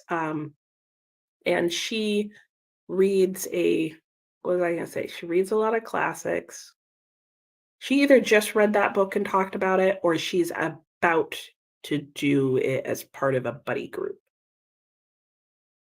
That was useless information. Hope it helped somehow. Anne's cleaning her desk. You can see the actual top of it. Nice. Okay, it is YA. Hello to Paula. Zoe's lucky sort of. The coffee doesn't, you know, that's luck. That's good for you, whatever you wanna call it. Hello to Livia. Ricardo wants to buy an appropriate edition of And There Were None, but you can't find it. In Spanish, they still use the old title, which doesn't sound super racist in Spanish, but isn't respectful either. Yeah, okay, yeah, I got you, I got you. That's interesting. I wonder if they're not changing it because it's not as harsh in Spanish. Because I have heard that. Um, and if you guys don't know, you can look it up because I don't remember what it is, but there is the original title of Then There Were None, and yeah, it was racist. And today it is so hot in Rome. I know it's summer for real, huh? And coffee doesn't keep you up either, Phoenix. Oh, it relaxes you and helps you think clearly. I could see that. Yeah. If you're used to a certain amount of caffeine, I mean, that's in theory why we all drink it, right? Is because it can help relax us. And that's how it helps me in the morning. In the morning, it helps me relax and wake up and feel more alert. At night, it makes me feel anxious and restless, which is not like a good feeling, like at night when I'm trying to sleep. And hellos to Jamie, Olivia, Alicia. You're also in Rome, but in the US. Oh, I was going to be like, you are, Alicia? How did I not realize that? I see what you did there. Diana's read all of Agatha Christie, only two works you didn't care for but finished, and suggests to everyone to read the book Curtain Last. Oh, okay. Good to know. And you'll be on the lookout for that because you've already completed your Goodreads goal, so you're not really freaking out. Yeah, okay, yeah, and you might like them too. So good to know. Hi, Alicia. Wow. Oh, you can see the white now. Yeah, I think the way I had it the first time, it might have been mostly the blue that was showing. You see the right where it just saw the stones, yeah, or whatever. It's in there. The only Christie book you've read you didn't like, and it was more Murder on Orient Express. Yep, I think that's the title. Yep. Hello, hello. How are you, Anna? Good to see your face. Yeah, I know, right? And hello to Ricardo and Christina and Anna. And oops, I made it so I can't click on the comments. Trying to get through a couple more before we go to our next sprint. Denise took a shower, unloaded the dishwasher. Ricardo, can you repeat her name? Your screen went silent for a second. You don't know if it was me or you. Oh, it's probably me because the little timer was going off. Whose name, Ricardo? Because I totally forgot what I was talking about when that happened. Sorry. Oh, Britta Bowler. That's who I was saying. Britta, Brita, Bowler, which I think is Bohler with umlauts, two dots over the O. But if you can't do that, I'm sure YouTube will make it come up anyway. Alex, stay-at-home reader. My kids are young for their ages too, probably the homeschool, but you see their teammates act and you're like, yeah, I did a good job. Yeah, I mean, no issue if they don't grow up too fast. And Christina, hello, hello, reading Remarkably Bright Creatures. And again, it doesn't show me the emoji. It says octopus red waving. But I love that it's a waving octopus that you put up there. And I hope you like it. I've heard mixed things about it. And Paula is currently eating dinner, Mediterranean chicken heroes with tzatziki sauce. Yum, yum, yum. And Ricardo in Spain, it's Diez Negritos. Yep. Which you won't translate out of respect. It's just infantilizing, yeah, Black people, which isn't cool. Yeah, yeah, yeah. So if you know Spanish, you know what that says. Yeah, yeah. And it is. It's interesting because in English, it would be very offensive, but I know that it's not an offensive word per se. Other than that, in Spanish, it would be making them little, like it would, like the children version. So yeah, yeah, it is interesting. And exists in Spanish, but you can never find it in the libraries that you buy at. That's a bummer. Phoenix, pretty sure the original title was 10 Little Indians. Yep, you just checked. Yep. At least in the UK. Oh, it was not in the US. Thanks. You'll check out her channel. You're welcome. In Italy, it's different. If you're not mistaken, the title is changed here too. Yeah. In Italy, it's also Little Indians. Yep. And hello, Courtney. How are you? Okay, yay. I made it to the bottom of the comments. Just took a couple extra minutes. All right, we're going to go ahead and go back into our next sprint. If you haven't, let me know what you're reading. I always love to hear what little people are up to. What little people are up to. It's all this reading the word little. I always like hearing what people are reading. That's what I'm trying to say. And yeah, on this sprint, I'm going to go back to getting some tasks done. And I might also move us outside because when I say the weather is amazing, like I'm taking it. But it was getting hot where I was sitting in the sun. So I'll go back to my covered shade area that I've been in. And yeah, let me bring up our timer for us here. And there we go. I'll reset it to an hour and I'll see you in an hour. Happy sprinting, everyone.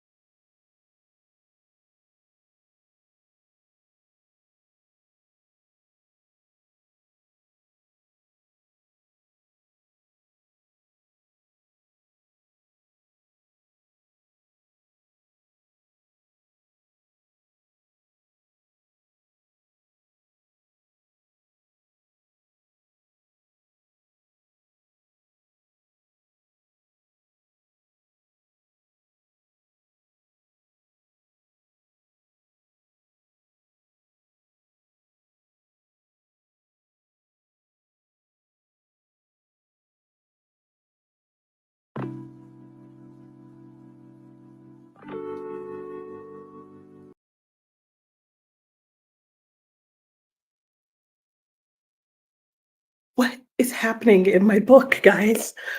How is your sprint? What are you doing? I don't even know what to say. Oh my gosh, I did not spend enough time at that sprint reading this book. Okay, what did I let me get my bookmark. Uh, I'm at the climax of the story, so I still don't know what's going on, but there's a lot going on. Anyway, in theory, that was a working sprint for me.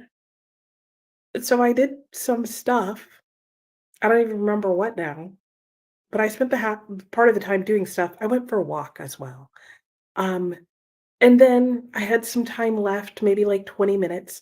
I listened to I'm still shook, guys.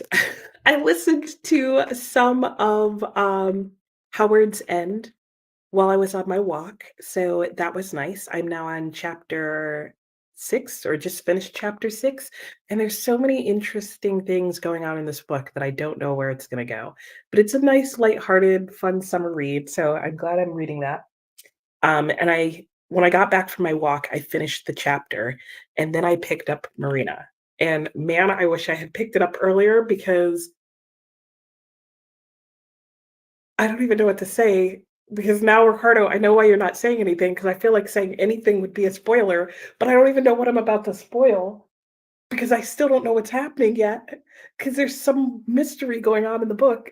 Okay, let's just get to your guys' comments and get back to reading because my next sprint is a reading, not a working sprint for me, and I might just have to skip a couple of working sprints until I get through this part of the book. Anyway, yeah, that's how that's going. Okay, when we left off, we were talking about trying to figure out what the original title was of Then There Were None. And one of the titles for the book was 10 Little Indians. That was a title at one point, and there were a whole bunch of hellos to Courtney, and I know. I did infantilize you all at the end because we kept talking about how it was 10 little Indians and something little this and infantilizing people. And then I was like, you little guys at the end, instead of saying something else. Yeah, you're the little, I made you guys the little Lilliputians now. Oh my gosh. And Alicia's reading A Little Hatred, ooh, by Joe Abercrombie. So good. Nice, nice. And Courtney was visiting us on a break. And so he was asking if they changed 10 Little Indians in the 60s to 10 Little Indians in the 60s, but that was not a great title. Right. So they changed it again in the 80s. Yeah. They keep having to upgrade the book. And then there were none. Yeah, I feel like that's so apropos, like and then there were no people mentioned in the title because apparently we couldn't do it without, like, degrading other people. Yeah, 10 Little Unities was considered too offensive for the American public, but American reprints and adaptations later used the original title, yep. American pocketbooks, paperbacks used the title 10 Little Indians from 1964 to '86 while the US editions kept the original title until 1985. Ooh, we were doing some research. It was good. Tia said last sprint she did some life admin task. Fair enough, sounds good. Watched YouTube videos and read 10% of the Life According to Fannie Davis, My Mother's Life in Detroit Numbers. Oh, interesting. I've not heard of that book. Sounds good. Alex, your title is the appropriate title, so to speak, but the problematic poem is still part of the story. Oh, interesting. I've not heard about the problematic poem, but that's interesting that they left that in. And then here was the original UK title as of 1939 that then got changed to the title that was considered offensive for Americans. How there's no comment about how this whole title was offensive even though it was based off a song, as if that was somehow supposed to make it okay. Yeah, and the original title was The Offensive One We Won't Be Using. Right, yeah. And it was published as part of, oops, not this Crim Club, this Crime Club.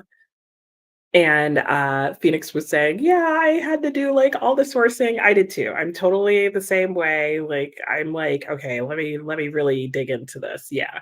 Because we got to clear it up. I agree. And I was saying, correct, like Ricardo, we will try to be better than people who were making these titles at that time. And yeah, they didn't, yeah, they may have just skipped it. I mean, yeah, I mean, who knows? Who knows? Yep. And so I was just saying, yeah, the title has just continued to get upgraded over the years to catch up with, the rest of humanity, I don't know. But now it is called "And Then There Were None." But it's interesting that there's still an offensive poem in there. So, I guess only so much can be upgraded without changing the book, and sometimes I'm like, "Well, if the book is racist, we should just know that they were racist," and I don't know. That's a whole story that I'm just not even gonna get into. Courtney said, "Working today, so can't stay long." Fair enough, but thanks for joining us for some time. And Tia, this sprint was switching to audiobooks. I did the same. Ooh, listening to the bone season and doing laundry and washing dishes. Oh, I also wash dishes. So thank you. Anyone else from any other countries wish to contribute the title? Yes, that would be interesting. I am also fascinated. Yeah. Like how was that adapted? It was the same title, the what is it, third title the US got is the same title that there is in Spain, but like Ricardo was saying, it doesn't have the same connotations there as it does here, even if it's still problematic in its own way. Um, and Diana said, "Passenger to Frankfurt, thought you'd share your short review. There are many of her stories that are a cut above the rest, but alas, that's not one of them." Okay, that sounds fair. The story starts off well, then runs off in all directions to compete with the writers of spy thrillers. Oh, okay. And then it appears creating a multi-plot fiasco suddenly takes the author's prerogative of having written enough pages to qualify a novel and ends it very lamely. Ah, that does that does not sound good at all. Oh. Yeah, yeah, no, you weren't fine. And all of her books were roughly the same size. Oh, interesting. And that was I'm just looking back to see who you said by interesting. Yeah, I have also noticed that all the books are the same size. Um, and so it's like you're obviously trying to come up with something, but that's interesting. Thank you for sharing that. And Courtney had to go back to work. Thanks for swinging by. And Sue's back, fell asleep while reading this morning. 6 a.m. is just too early. I was thinking that. I didn't say that this morning, but I was like, Sue, wow, you're up super early this morning. But I was like, okay, she's just doing the early morning thing. And you're back for the rest of the sprints. Happy to have you back. Hope you had a nice sleep nap. Hello, Teresa. How are you? You went back and listened to all the chatty bits. Yep, not much sleep last night. Oh, 4 hours. Ooh, I know that feeling. When I get 4 hours of sleep, I'm like, I need to just watch something for a while because the brain's not working. And thank you. Thank you so much. I did share my artwork. And Alicia just got back from your errands. Hope they went well. Oh, you went to pick up a birthday gift. Yeah, for all our July birthdays out there. Went to Target to pick up a few things. Oh, Star Wars Oreos. What's that like? And a Starbucks treat sounds good. But I want some Starbucks Oreos. And Teresa, this little person is going to read some graphic novels. Yes, that's a nice option. Yeah, I could see being too tired to read Fairyman.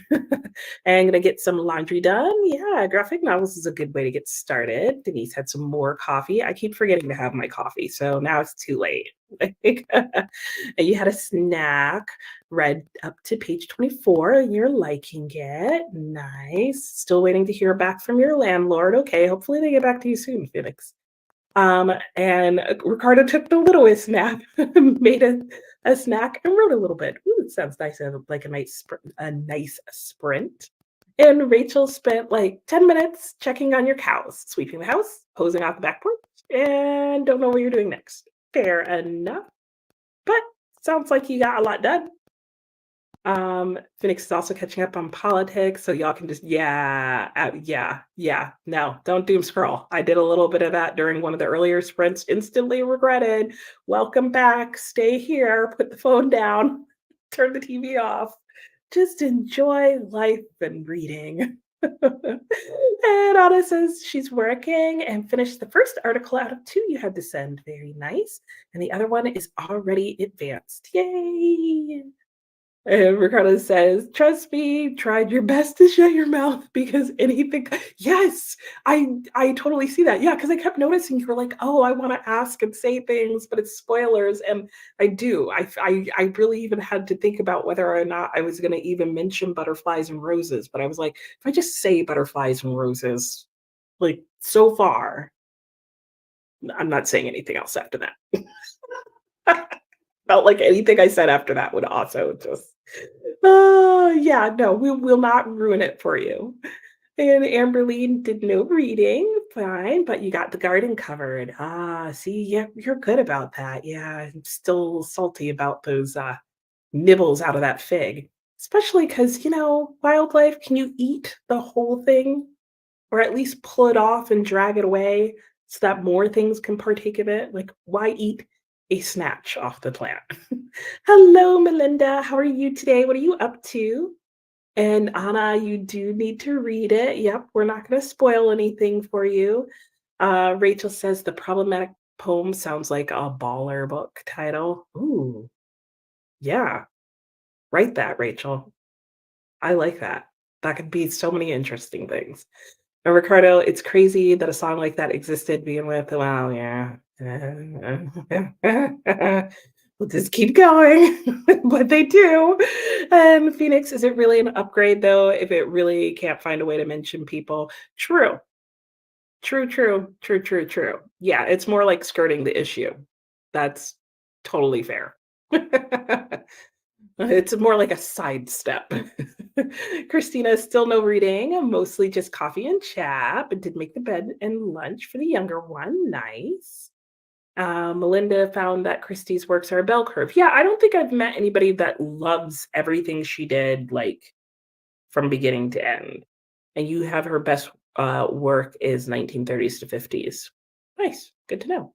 And hello, Never Ever After. How are you reading The Wishing Game? Oh, you're loving it. Nice. I love the cover on that one, if it's the cover I'm thinking of. You're welcome. Ricardo, basically, the problem with the Spanish title is that adding ito to any, yeah, color or race is insulting. Right, right. Yeah, just say negro. Yeah, which is not offensive in Spanish. Exactly. But adding the ito is just doing the most. Yeah, it is. Because, like, if I said, like, any race and was like, "Oh, those little," it's like I've already, like, diminished them. Yeah. So while they try not to be racist, they end up being racist. Well, I don't understand why people need to do that. And Jamie made coffee and set up Discord channels for Dewey's Readathon. Very nice. Finished the first 2 hours worth of Children of Dune. Very nice. When's the next Dewey's Readathon, Jamie? And Phoenix says, Agatha Christie wrote by formula. Oh, okay. That makes sense. And I kind of felt like that in the little bit of, and then there were none. And that was actually what concerned me about it and made me go, oh, am I going to want to read any more of her books? Because I found the way it opened kind of irritating, but I also saw how it could be a formula and that could literally be how she could very similarly open all of her books. And I was like, does that mean they would all irritate me? Ricardo used negro as a Spanish translation. Yes, I know. That's why I pronounced it that way. I got your back. And Alicia will be switching between the Cleaning House book and Twisted Hate. Nice. Oops. And Christina was saying hi and having her coffee. Yum, yum, yum. Livia's hopping on sprints and working on books. Nice. The Star Wars Oreos have red cream for the dark side. I love that, and blue for the light side. Oh, you don't know which one you'll get? That's exciting. That's also hilarious. What's going on with my hair? I like that. I might have to keep an eye out for those, Alicia. And Anna says hello. Christine's getting a second cup of coffee, the equivalent of using things like boy. Yep. In the US. Yep. Very similar. Yep. Or yeah, yeah. Like if you were calling an individual, oh, hey, boy, but it's a grown man you're speaking to. Yeah. And Teresa, and then there were none that is one of your favorites. Oh, interesting how what was okay back then is so wrong now. Yeah. What will people think of us 50 years from now? Yeah. Yeah,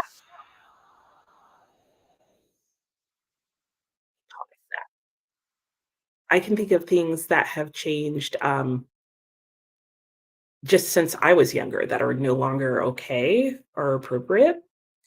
And yep, like Spanish black people are tired of white people calling them tan. Yep, they keep trying to educate us on black being the correct word instead of tan. Yeah, interesting. Yeah, yeah. Like we didn't just get a tan. And Sue had lunch and rice and broccoli and got about halfway through chapter 4. Alicia said hello back to Christina. And it'd be more like little, yeah. So say you add Ito to the word man, you'd be calling him little man. Yeah, yeah. But we have a similar idea. She was referring to in the US, like there was this trend for a very long time to call people of a different race who were grown men to call them boys instead of man. So you'd be like somebody who was of a different race to belittle them would be like, "Oh, hey boy, get over here." But you might be talking to a 40-year-old man. That's what Phoenix was referring to. Is it's a similar way of belittling somebody. And Amberly says, "No, no, they can't. One bite from each fruit and vegetable, so it's ruined for the rest of us." Yes, it is wildlife law. I think you're right. The savage way of the animals. And Kylie, hello, you joined late. Well, I'm glad you still made it. Read a few pages of Happy Place. Ooh, nice. And hoping to get a lot of reading done during sprints today. I hope you will as well. So we'll get back to our sprints in just a moment. And Phoenix said to Ricardo, you get the direct translation. Yep, I like explained what you were explaining. It could be interpreted as being less than. Yep, yep, exactly. Yes. Oh, your favorites of hers are Harley Quinn, and you don't like Perot. Okay, sounds good. I really haven't read much of any of them, so I need to try more. I still think I partially just wasn't in the mood for that particular one. And Rachel says actually you had an idea for historic retelling of Zujun, but but zero idea what you'd call it. So maybe it'll be under the working title. Yeah, I like that idea. I say go for it. At least as a working title, right? But next up, you did promise an alpha reader a spinoff of your last release because her favorite side character didn't get her romance happy ending. Oh, that would be a little peer pressure. And after will be a fluffy urban fantasy romance. Ooh, you got all sorts of things in the work. Good luck. And Ricardo, red and blue are your favorite colors, so you'd be happy with any color of the cookies. There you go. Alicia, you got your Star Wars Oreos. Oh, at Target. Yeah, okay. They're the end cap. Okay. Keep my eyes out for those. And Alex, you haven't seen the Star Wars Oreos, but the Sour Patch Kid Oreos? Oh, what's that about? I don't know that that does sound good, unless they're just different colors. And Phoenix says, Ricardo, I know some general Spanish, but not incredibly familiar with it. As far as abuelito as a term of endearment, right, with the family members. Yeah. Didn't know you used it as you described. Yeah. And Passenger to Frankfurt is sort of a future dystopia spy thriller. I don't know many people who could do that well, so I get that. Oh, you just say read X amount of pages and forget about the books we're reading to talk about other topics. I know. Yeah, we read that. Now back to what else we were talking about. Hey, Christina, if you want to sprint hot, Paula should be up sprinting. Yes, I'm going to go and say hi. And Phoenix, yes, that's the thing with Spanish. You don't have specific slurs. The insulting thing is the tone and connotation. Yeah. So you could mean you love your grandma or be like racist and use the same ending. Yeah. It's so true. Vanessa will be starting at 3 p.m. Fun. Thank you, Christina. And Melinda could actually recommend starting with Christie's short stories. There are some new collections that are themed by season. Ooh, that sounds fun. To have a good selection of different detectives. Ooh, I might try that. Thank you, Melinda. And yep, we all understand. Livia, my son loves the white Oreos. He doesn't like the chocolate. Oh, you tasted the mint Oreos once. Your husband bought for you from an e-shop. Sadly, they don't sell the mint ones, and even the white ones are hard to find. Yeah, I have had the mint ones, but I think it's Paul Newman has like Numinos, that's what they're called, which is totally a knockoff. And they have a mint Numino flavor that was incredible, better than Oreos. Don't get them, not anymore. They changed the recipe. And so, yeah. so much for that. I was very disappointed. Christina's still sharing. Laura is on the last sprint with Dee Dee. Oh, I didn't realize Dee Dee was on with Laura. Aw. And Rachel has 1,000 stories. I bet you have a ton of stories, but only 365 days a year. I know. Can't get them out fast enough. And the Sour Patch Oreos are vanilla cookie Oreos, and the cream has candy throughout it. Oh, that triggers the sour receptors on the side of your jaw, but sweet.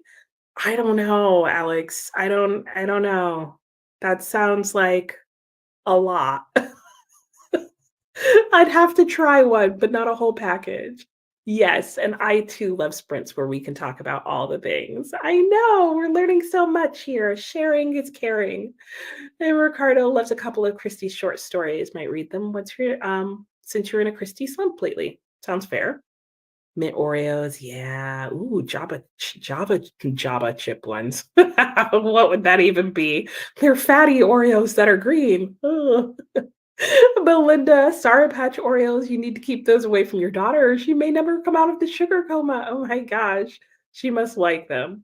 And the difference between countries and language is so interesting. Yes, I love learning new things too. If you bit into a cookie and it was sour, you'd throw a fit. I don't know. I don't know how I just feel about that whole like context and stuff, the whole mix up.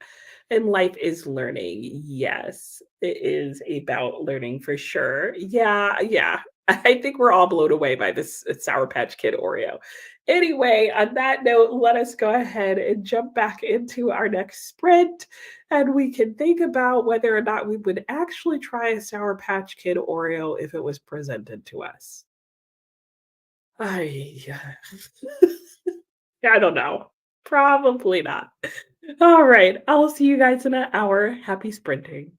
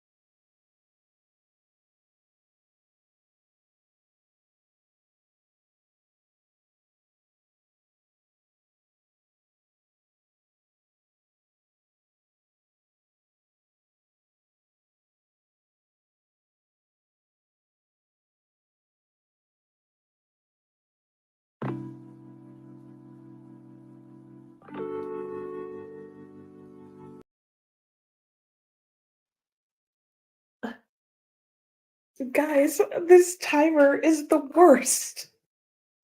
I swear it keeps leaving me on a cliffhanger. Oh my gosh, it's intense. It's intense. I don't know what's gonna happen. So many things have been revealed now. If you haven't read this book, Marina by Carlos Ruiz Zafon, go pick it up. Wow. Just wow. Wow. Anyway, how was that reading spurt for you? I just sat here and read in the grip of this novel. I'm on page 291 out of 326. I am finishing it on this next sprint. What is work? I mean, they're just like tasks that I need to do, but I don't need to do them right now. I need to finish this book. Anyway, I hope you guys had a good reading sprint. When we left off, we were talking about different flavors of Oreos. And Teresa said that she likes gluten-free Oreos, which I have not tried. Do you feel like they have a different taste? Is it good? Let me know. Ricardo doesn't have to think about whether or not he likes the Sour Patch Oreos. And neither does Anna. Yeah, no, yeah, I get it. I get it. And then Jamie is sharing about Dewey's reverse readathon. Starts at 8 p.m. Friday on July 26th and runs through Saturday at 8 p.m. Eastern Time. And you have some pre-readathon activities starting to pop up now.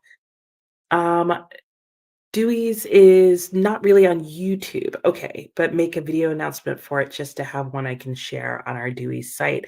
Yeah, do that, Jamie, because I know a couple of people were interested in it last time, and it's hard to find information. And I think even if the readathon's not on YouTube, it's always just nice to know about ones that are going on. So, is there a link for it, or where can I find it? If you Discord me a link, I can put it in the comments so that people can click to it to learn more. And Jamie Arbitrary Deadline said stopping back in during your lunch to add some watch time and listen to your audiobook. Very nice. Welcome. Hope you're having a good lunch break if you're still here. Alex didn't think she'd like the Sour Patch ones either, but your kid's obsessed. Well, I do like a Sour Patch Kid. I still don't know if I'd want that in my cookie though. And, only eat yeah, 2 at a time, yeah. So, actually oh, I could see that. Yeah, it's better to get those because then you don't eat as many. I can see that. Ricardo was squinting to see my reaction. Yeah. I'll replay my reaction for you. That's pretty much my reaction at this point in the book, is like, I cannot physically read fast enough, Ricardo. Oh, and so you got to chapter 8 and Gingerbread to Die For. Nice. And yes, Carlos, we used to fun, love him so much, miss him a lot. Yes, I know. It's so sad when literary favorites pass away because then we know it's the end of an era. But I'm excited because I have not read what is his very popular book here, which is The Shadow of the Wind. And Ricardo, give me some idea. How similar is that to this? Because I would say if it's a like slightly more adult version of this, but maybe less creepy, that I would really like it and may have to pick it up at some point. Merlinda read the first 4 chapters of Persuasion. I'm guessing you're doing Jane Austen July. Rachel getting a bit of writing done. Nice. Though the house birds are demanding attention. If I had a demanding pet, I would probably call it Basil at this point. Just, you know, see earlier conversations. And Megan, hello, reading The Silent Patient. So interesting. Good. I know a lot of people like it, so I'm glad you're enjoying it. And Nani's read 52 pages of The Count of Monte Cristo. Yes, yes, yes, yes. You just started it today. Oh, and you're reading different classics at the same time. You are. You're reading all the good ones too. And it feels so good to finally read something interesting. Oh, I'm so glad. Yeah, The Count of Monte Cristo, man. It starts, I feel like, as a slow-paced novel, but then the pacing picks up. But the beginning is interesting, but oh my gosh, it just builds and goes wild. Denise did some cleaning. We'll pick up a cake. Ooh, an ice cream. Ooh, do we have a birthday? 5 o'clock. Oh, for your husband's birthday. Nice. Well, happy birthday to your husband. Again, whoop whoop to all the July birthdays. And Ricardo ate mango. Oh, I was about to go bad. Yeah. Ooh, you wrote almost 1,000 words. Good for you. And you'll think you'll read during the next sprint. Yeah, do it. And Nani is where they're on the oh, yeah, yeah. It's yeah. I'm not gonna say anything else other than yeah. Ooh, I have the hiccups now. Teresa, oh, okay, you have to eat gluten-free. Okay, but your husband likes them better than the regular. Okay, that's fair. That's good, and it's good that you like them and they're gluten-free. Gluten-free food has gotten a lot better over the years. Phoenix usually does dewies. Oh, nice, especially in October since it's the weekend closest to your birthday, and you like to read your birthday. Nice, your birthday food, your birthday books. Yes. Oh, that's very cool. Yeah, I'm gonna have to look up dewies. Though I have like 1,001 things I'm trying to incorporate simultaneously right now. Next Friday would do reading sprints, but in my main language, yes. Is that next Friday or this upcoming Friday, right? Nani is doing sprints, and do you know what? It's fine if they're in your own language. I think YouTube will still translate them, though it won't translate the comments. But if I can, I still plan on stopping in and saying hi because I did tell it to notify me. So whichever weekend that is, or Friday that is, I'm gonna hopefully stop by. I am going to read more. Yeah, definitely.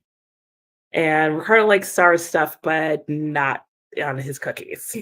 Uh, yeah, Sour Patch Kid cookies. Yeah. So the cream filling would be sour and sweet. LA is not a fan of sour candy, might eat it once or twice a year. Yep. The Shadow of the Wind was his first adult book. Yes, I did figure that out. Based on like this, there's like a slight intro to Marina, and it has like it kind of suggests that it was his last young adult novel that it wrote, but it kind of suggests that he went on from there. And I had wondered that if The Shadow of the Wind was like the adult book he then went on to. And sour and cookies don't belong in the same sentence. Yeah. Grace got to 42%. Oh, and you're not loving it. Oh, no, Grace. What are you gonna do? Are you gonna keep going? Are you gonna give it up? Are you the one who's reading Before We Were Yours? Is that what it's called? Is that what you were reading, Grace? I feel like I've forgotten now. But I'm sorry you're not enjoying it. That's always a crappy thing. And Nani, for sure. What a weird combination. Yeah. But Alex swears it works. Phoenix loved Shadow of the Wind. It's the only one you've read of his. Listening to you, watching your reaction, it seems you, yeah, pick up Marina, man. I'm telling you. In Ricardo's opinion, The Shadow of the Wind is less creepy. Okay, good. However, the book after that one, the second, is his creepiest. Oh, no. No, why? Because this is like this is like as much creepiness as I can take. Like, I'm glad it's daytime, which is part of the reason that I'm trying to finish it so that I have hours before bed. But I don't tend to continue series, so maybe I can just read the first book and be happy. Yes, read Marina, Denise. It is, I can't say anything. It's just good. It's good. Alicia folded some towels. Nice. You got all the things done. Helped her on the Switch game. 30 pages of cleaning house. Very good. How are you liking cleaning house so far? And are you reading it physically or an audiobook? And Nani would love to read A Shadow of the Wind again. Nice. You've read all of his works, all 9 books. Okay. I wonder if all of his books have been translated into English because I feel like, but that's sometimes just how it is, that the one that I hear about all the time is the series A Shadow of the Wind. But like I've never heard of Marina, but clearly that's been translated into English. Things to look into. Yeah, it's so sad that there's only 9 books. But if they're all good, at least there's that. Because sometimes you get like 27 books and only 7 of them are good. So Teresa's mom's birthday is on July 4th. happy birthday to your mom. Mine's the 5th, so we both get fireworks. So, yay. And Nani, I know Ricardo, why did he die so soon? I know. I know. Oh, cancer. Oh, that's sad. Oh, yeah. Yeah, you like his books too, Anna. Okay, oh, colon cancer. Oh gosh, that's harsh. You didn't write before your partner arrived. You were talking to him, making the grocery list. No worries, Anna. Sometimes you got to do what you got to do. And Grace, yes, you're going to finish it because, yeah, you're already like pretty well into it. And 16 books behind on your Goodreads goal. Oh, no. Yeah. So, I mean, if you're trying to hit that goal, yeah, you don't want to like put one aside that you've already committed 40% to. Well, hopefully the next one's a better pick. And Ricardo, it's the same way as Marina, though not much creepier, but bad guy. Ooh, oh, you still get chills when you think of him. Oh, I don't know, Ricardo. I don't know. It's already creepy enough. Oh, you think you have because you have Rick Riordan read his first 3 books, all previous to Rena, so you'd assume they're in English too. Okay, well, hopefully so. Oh, and your boyfriend's birthday is on the 7th. Yeah, all these July birthdays. Let me tell you, it's a month. It's a month. Or really, apparently 9 months before that was a month. Okay, I'm gonna put us back into the sprint, and I'm probably gonna go and take a quick bathroom break, and then I'm coming back to finish this book. So, and I'll do you a solid, Ricardo, and I'll come back and I'll finish it on screen because I'm pretty sure my mind's about to be blown, and I'm probably gonna spend half this sprint staring off into space and like contemplating life and everything that happened at the end of this book. So those are my plans for this next sprint. Hope you guys have good plans and hope for those of you that aren't reading a good book that your book either suddenly picks up pace and gets better or you are able to DNF or that the next read's just better. How about that? So let's see here. Let me reset our timer here to the full hour and I will see you in an hour. Happy reading.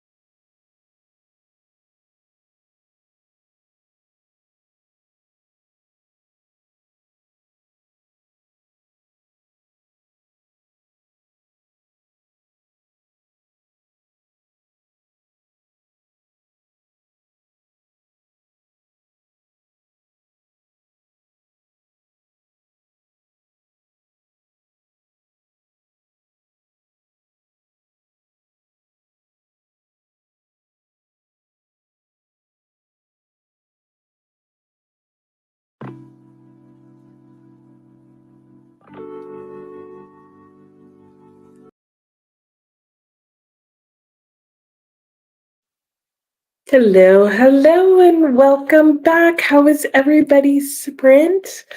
Mine was good, emotional, challenging. I don't know, but I finished Marina. And I don't even want to talk about what happened at the end because I feel like that's a spoiler. But it's a good book. It's a really good book. Sorry, it's so shiny. It's got, the library cover on it. I'm gonna have to buy myself a copy of this book so that I can reread it because I don't know how well the plot of the story will hold up to rereading, but there's definitely lines, moments, and scenes in this book that I would want to go back to and reread. And I don't know if I'd loan a copy of it out to a friend because what if they didn't give it back? But in theory, I'd want it on hand to give to a friend.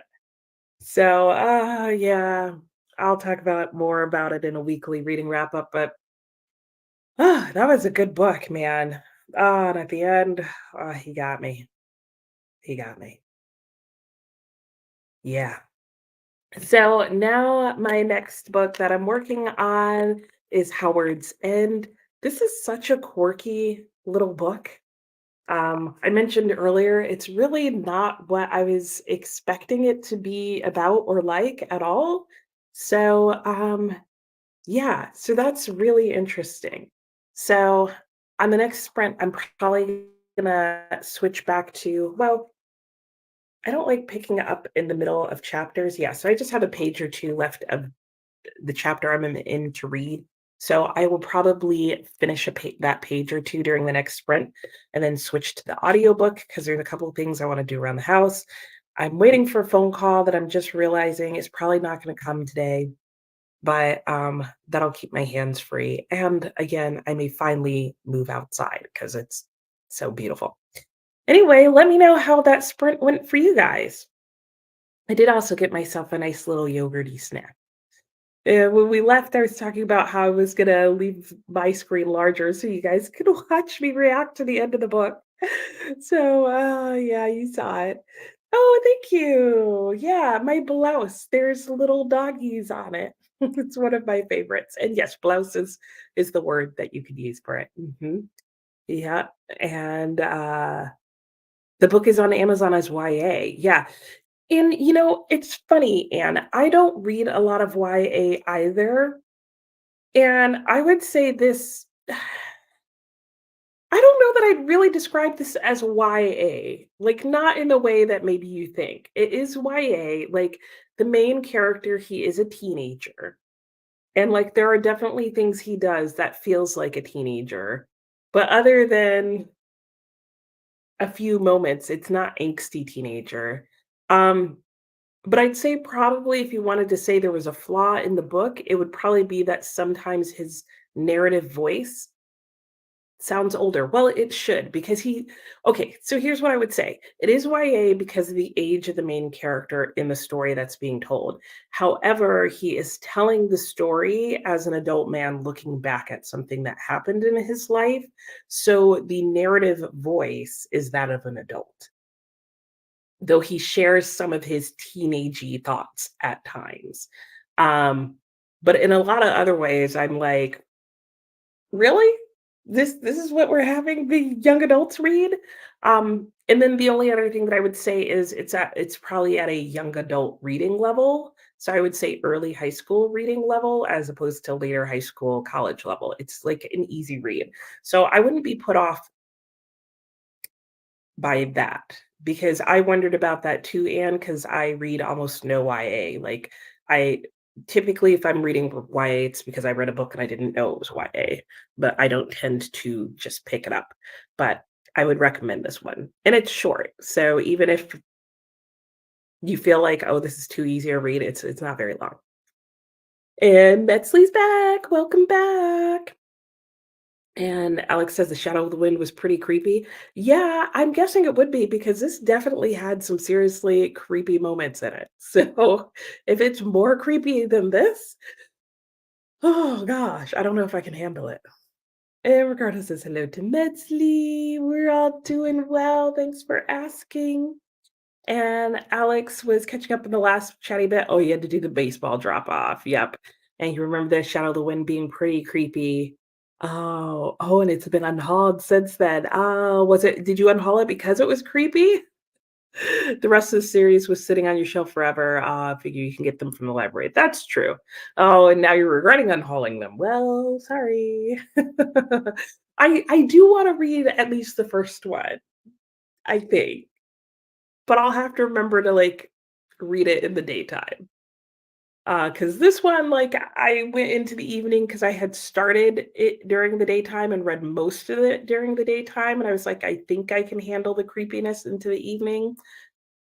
And it was fine, and the creepiness just popped up here and there, so it wasn't continuous, if that makes sense. And Ricardo, if you can get them from the library, yeah, it's better than if they're sitting at home taking up space. Yes, yes. Yeah, so I will probably try The Shadow of the Wind from the library first, in case I'm like, "I can't do it." Christina started reading, and then the person reading the book said something in the intro that was not quite right, and then you went down a rabbit hole and found some funny things. That's funny. Like, someone could say, "I live in Chicken," and went through Circle and Candle to get to Mary's Igloo. Oh, what? Like, Chicken's an actual place, and so is Circle and Candle? Huh. And remember to hydrate. Yes, that's funny, Christina. I love your rabbit hole there. Thanks for sharing. And Teresa says, my mom doesn't do fireworks anymore. Oh, she's usually in bed by 9. Well, yeah, that'll do the fireworks for you. And what are you doing for yours? For yours, you told your husband to take you to a bookstore. I don't know what I'm going to do for my birthday. So we are leaving to drive out of town the day after my birthday. So it's like our last day here. But then I'm like, is there any one last thing I want to do before I leave other than go to a bookstore? So is there a part of me that's like, oh, let's go to my favorite bookstore in the area? Yes. But then any books I buy, we're going to have to like pack weirdly in the car. So I don't know, Teresa. Maybe we'll go to my favorite restaurant. I don't know. It's a weird birthday year because I'm like, what we really should be doing on my birthday is like packing stuff and doing laundry. I don't know what's gonna happen. It said to Teresa, you stay home because you have 2 cats. Oh, yeah, one is terrified. Yeah, my puppy used to be terrified of the fireworks. And the other one, oh, you don't know how he's gonna react because he's new. Okay, well, hopefully that goes well. You can hang out in the basement with them, right? And yeah, my reaction was you when you finished reading it. I know, Ricardo. It was good, Christina. Yes. Oh, it was a good ending. I want to say I laughed, I cried, I had all the feelings, but I don't think I laughed at any point during the book. But I definitely cried at the end. Oh goodness. Hello, Jean. How are you? Happy Canada Day to you as well. I didn't realize it was Canada Day. Enjoying the day off and reading Zodiac Academy. Fun. I hope you have a wonderful day off. Yes, happy Canada Day. Hello, Carissa. How are you? And you've done nothing but sit in your bed and play on your Switch. Hey, that's a day. That's a vibe. Ricardo finished editing your mid-year tag and wrote 500 words. You're getting tons done today, Ricardo. And Metzley wants to read. Hope you get a chance to do that. Phoenix took a self-care sprint and just relax. Yes, I might do a bit of that on this one. Sue's almost done with chapter 11. And you know who did it? Oh, at 56%. Oh, no. Oh, no, Sue. And Patty, you make me want to read Carlos Luis Savon. Yeah, you adored Shadow of the Wind, but haven't read anything else. Well, do. Yeah. Based on this, I'm definitely going to try reading more of his books if I can handle the creepiness. But if you read Shadow of the Wind, I would read this. This, to me, I'm guessing, is like a lighter version of that. So my guess is if you like that book, you will also really like this one. And Jamie made progress in Children of Dune, got more Deweys set up, and now you get to make a bingo board. I love a good bingo board. And Melinda finished one more chapter of Persuasion and then switched to the Dove Keepers. How are you liking the Dove Keepers, Melinda? I've had that like on and off my TBR. And Nani is starting The Brothers Karamazov, and so far you're okay. You're afraid you're gonna struggle with the historical part. Yeah, I've wondered about that too. Yeah. Okay, I hope it goes well.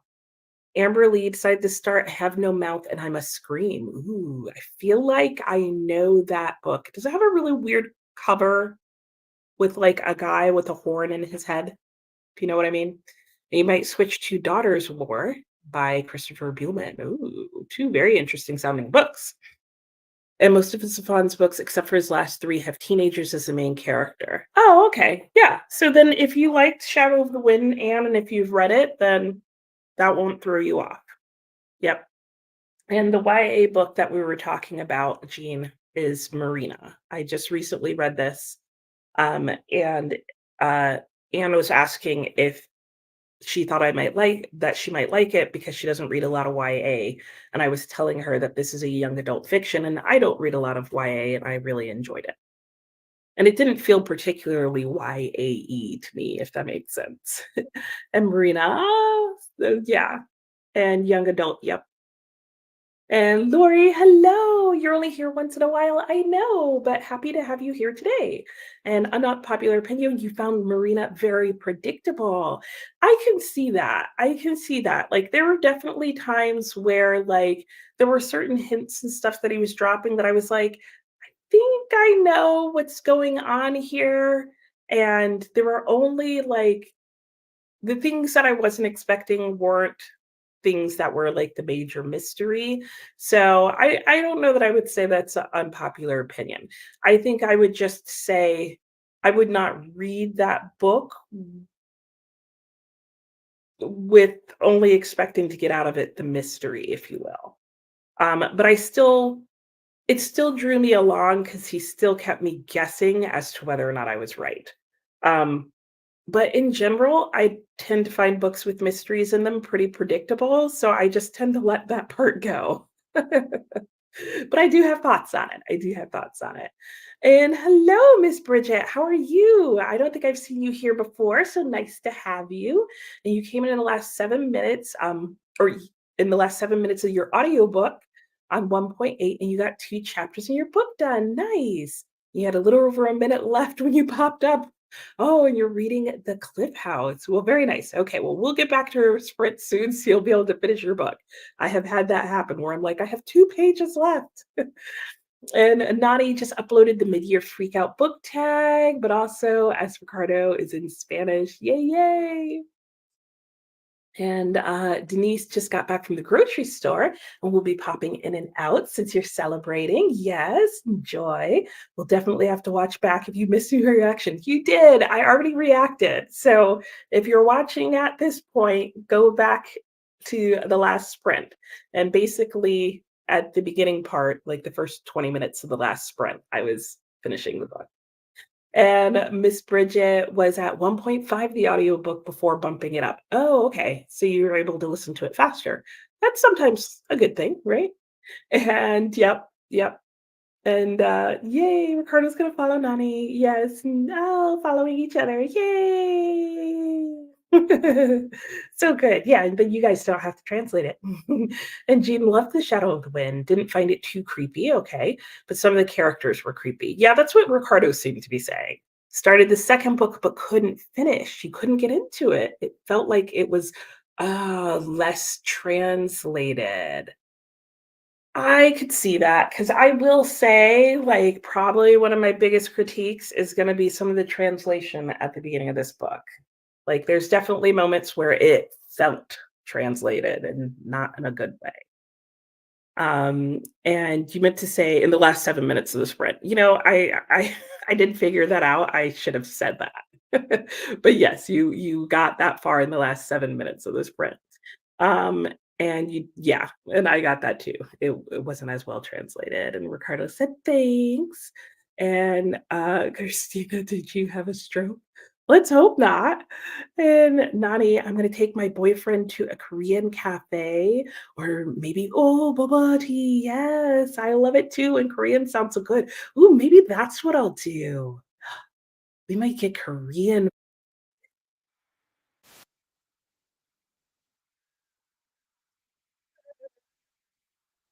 Okay, and the second book in the saga is your favorite, but a lot of people says it's his worst book. Interesting. Okay, well, what do you like about it, Ricardo? And Nani, well, if you pack stuff, you can unpack it and then believe that they are presents. Yeah, that's what getting my entire household is going to feel like. Like Christmas time. And Atia took a much needed nap, but you're back. Welcome back. I hope it was a good nap. Sounds like it was. Metzley read that two times and did not understand. Hopefully, it makes sense now. You came in at almost the last 7 minutes of the sprint and got two chapters. Yes, I did figure that out. I should have said what I figured out after bumping the audiobook up. Yep, yep, yep, yep. And Carissa, good, but have been super tired the past few days. Oh, I'm sorry to hear that. I hope you start feeling better.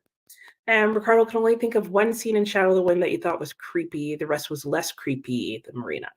Okay, fair. Olivia says, hi, Carissa. And make sure you are ready to annotate praiseworthy. Okay, good to know. Thank you for the heads up. Melinda's enjoying the Dove Keepers, but it's hard to read, in terms of subject matter. Also, the ending of the foregone conclusion, if you know the history, which makes it more emotional. Oh, interesting. I don't remember what the Dove Keepers is about, but I do remember knowing the history of the ending, which was why I wanted to read the book. So, okay, good things to keep in mind. And Burley says it's a short story collection, so no weird cover on the copy, just the author photo. Okay. Make sure you're ready to annotate praiseworthy. Yeah, that makes a lot of sense. I could see that if there's a lot of complicated things going on. Thank you for the recommendation. Alex has got to go. All right. Have fun at baseball time. Good luck. Good luck. Oh, playing the district rivals. Fun. And Livia says she's working on the post for June, making progress, but it's going more slowly. Ah. Oh, don't worry. Thank you for retyping, Miss Bridget's. No problem. We all do it. And hi. Yeah. You don't say much when you're in lives. Oh, and I've run across your path. Oh, this is your first live. Yay. Well, welcome, welcome, and no worries. And, like I said, we all have those typos where we're like, wait, that didn't come out right. Because if you're like me, you type really fast and then you accidentally hit send and go, maybe I should have reread that. And Christina says hello to Carissa. Oh, your laptop is playing again. No. And Nani, do you accept a gay boyfriend? You want to go to the Korean cafe too? Oh, we should all get Korean. Oh, then we could do a mukbang where we just all hang out while we eat our Korean food. You felt it was very character heavy rather than plot heavy. Okay, the second one. And he kind of developed the story through characters, but he never said what actually went on. Oh, I could see that. If people liked the plot of the first book, then in the second book, they might end up feeling like nothing happened. And sometimes people really hate that. So, kind of a bait and switch. And of course, she accepts you, Ricardo. You have to read the other two books to actually understand what went on. Oh, yeah, that could be hard. That could be a hard switch. Nani loves what you're looking for in new cafes and other new places. Ricardo, so he thinks he wanted the readers to decide what was real during the story. Oh, no, you are making sense. I get what you're saying. Like, there's basically surreal character perspectives and character development happening in the second book after maybe a very heavy first, like plot heavy first book. And then you have to read the remainder of the story to kind of go back and understand what really happened in the second book. Yeah, that could make the second book a hater for people. That's risky. All those towns are in Alaska. I was gonna say, like, are they all towns in Alaska? That's funny. And Metzley could, yes, you could come with us. We could all go and get Korean together. Yes, yes, if you can come to Mexico. Yeah, Metzley's already there. That's true. Yes, you guys are very close, I'm guessing, because I think we had this conversation before. You were both in the northern part of Mexico. Still might not be that close, but if you Google Alaska and open the map and look around, there's a few names of towns that are kind of funny. Yep, I could see that. Also, the four books in the saga happen with different main characters. Oh, and during different eras. Oh, interesting. See, now I really want to read this, Ricardo. Girl, my family is from there. Oh, that's fun. So you guys are like really, really close to each other. Hang on, my comments jumped. And sharing the Insta.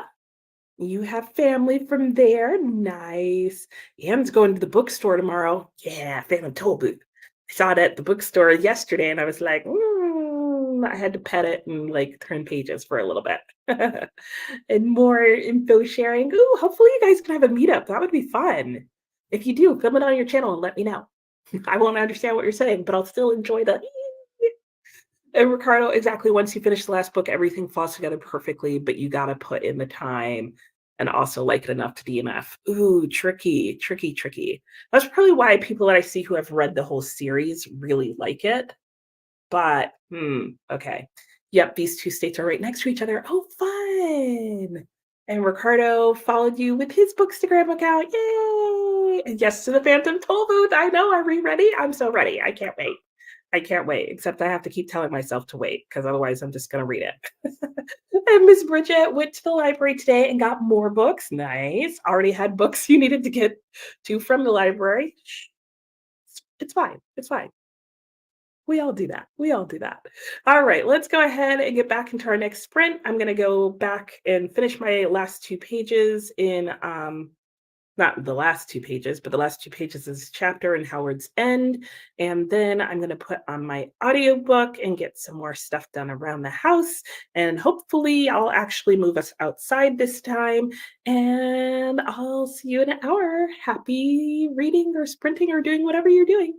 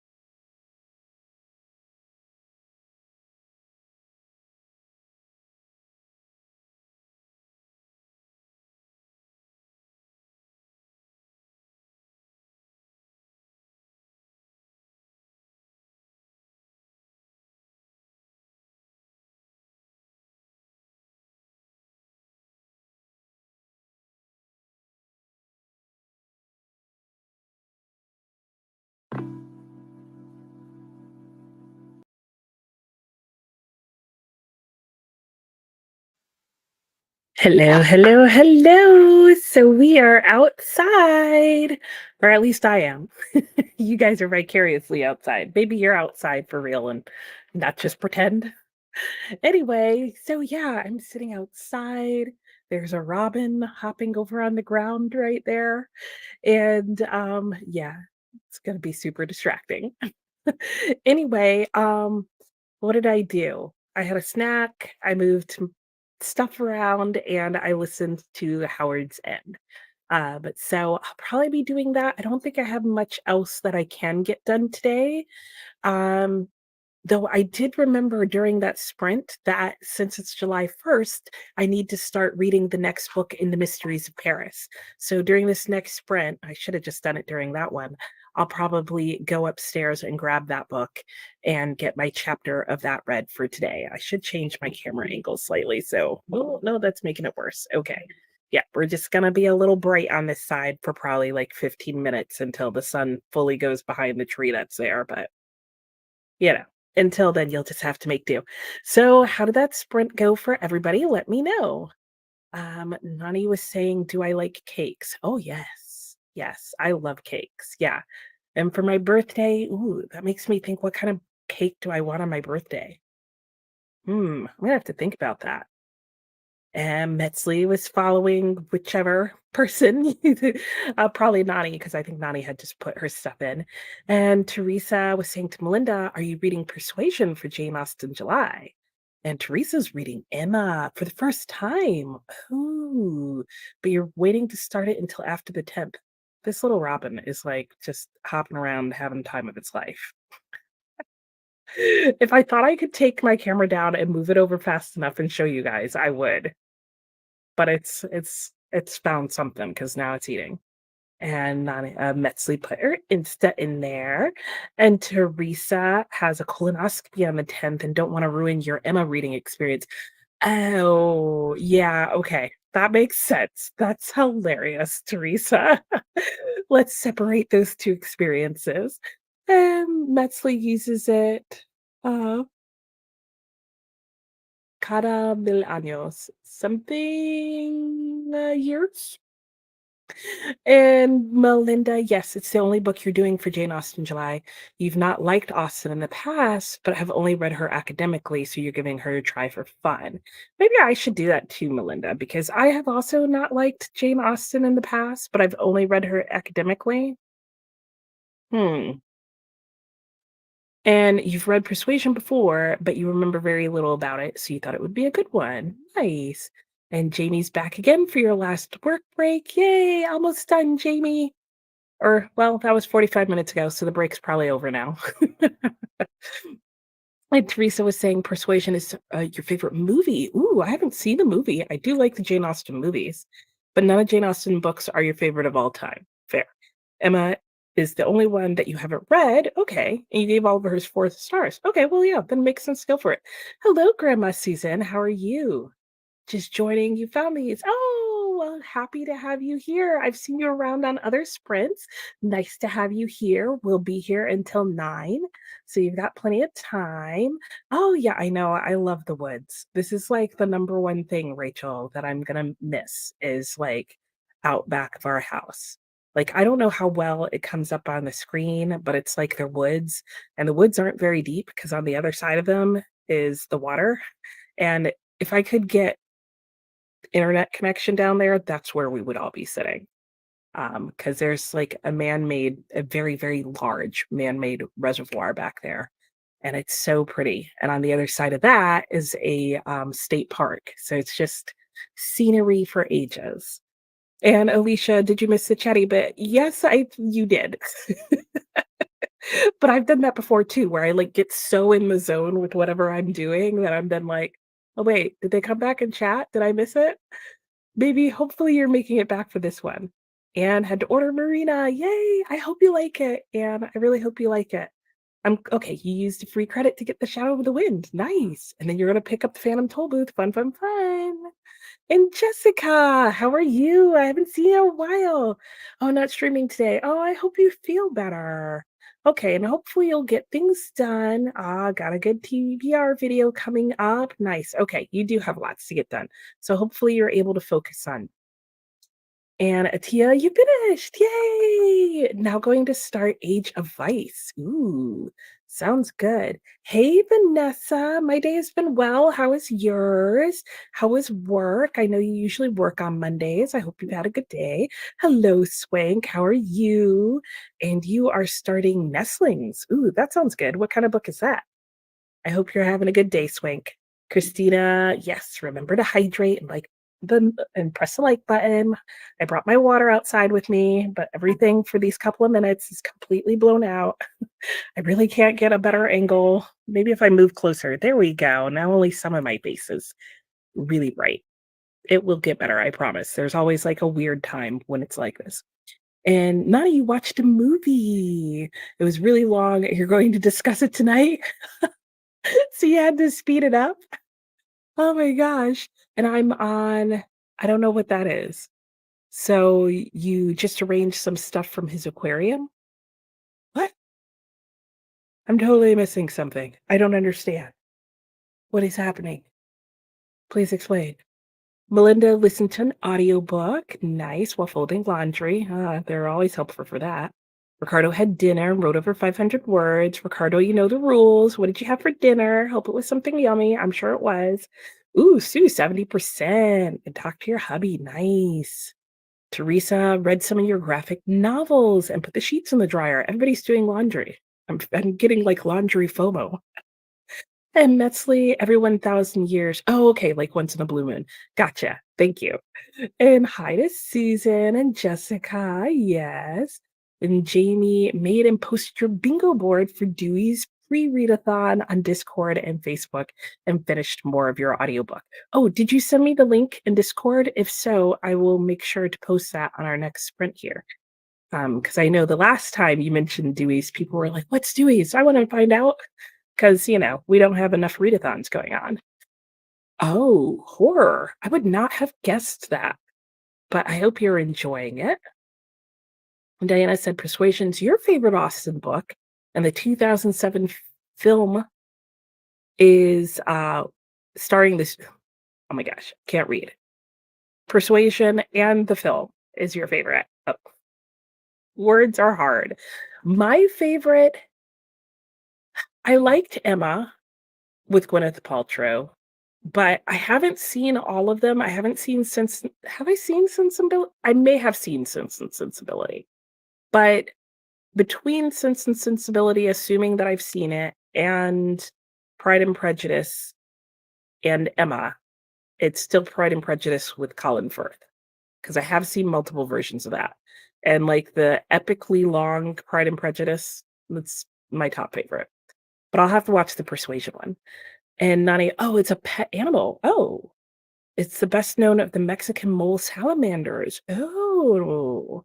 Oh, wow. I did not know that. Very cool. Thanks for sharing. I'll have to look it up.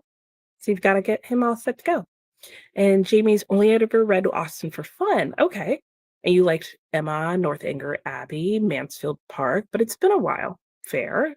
Yeah, I can look on the internet and find it. And the pink one is really cute, but you have a black one. Ooh, a pink one sounds really cute. Okay. I started, so well, I didn't start the animal name, but it's close to where you mentioned it. So I'll go back and look it up. Ricardo, it was oven fish with a base of potatoes, tomatoes, and red onion. Oh, yum, Ricardo. I just need to ask you, Ricardo, what you have for dinner every single night. So, and then just like copy it in my own pathetic way. Because all of your dinners always sound amazing. On the side, you had mushrooms with a garlic, olive oil, and parsley sauce. Ah, Ricardo, all of your like basic daily dinners sound like what I want to go out to a restaurant and eat. I really need to up my dinner game. Livia posted your reads and stats for June on your Bookstagram. Guys, do you want to see this robin? It's like over here, like naturing, staring at me, and it seems not at all bothered that I'm here. And Jamie has read all of Austen's books and might reread some, and nice. And oh, and it's okay, your TBR for Mermaid Readathon, nice. Emma Thompson. Oh, that yeah, okay, I did see Sense and Sensibility because now that you say that, that's the one that I saw. Yeah, there's some wonderful things about it and some strange things about it. Like, why is Hugh Grant in it? Yes, thank you, Melinda. I was like, I mean, I like Hugh Grant, but for some reason he just strikes me as too modern. I don't know. And Ricardo's Only Watch the Pride and Prejudice with Keira Knightley.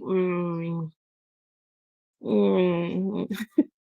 Olivia tomorrow with Light You'll Photograph Your Library TBR. Yay! And Nani and the black one is also super cute, but he hides so well. Oh, true. Okay, I can see that. Okay. Oh, and it's on the Mexican bills. Oh, okay. I think I know what it looks like then.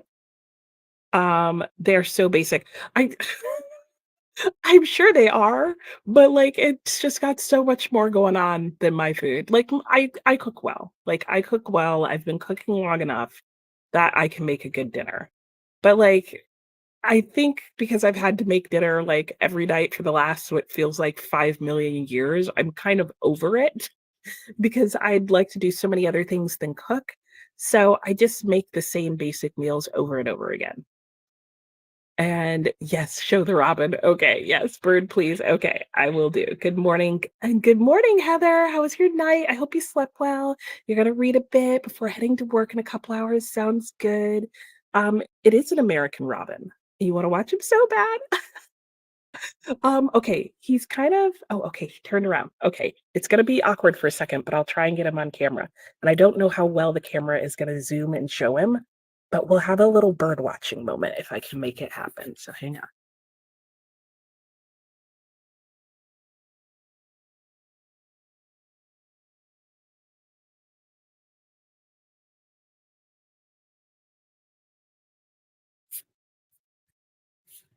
I can't believe he just did that to you guys.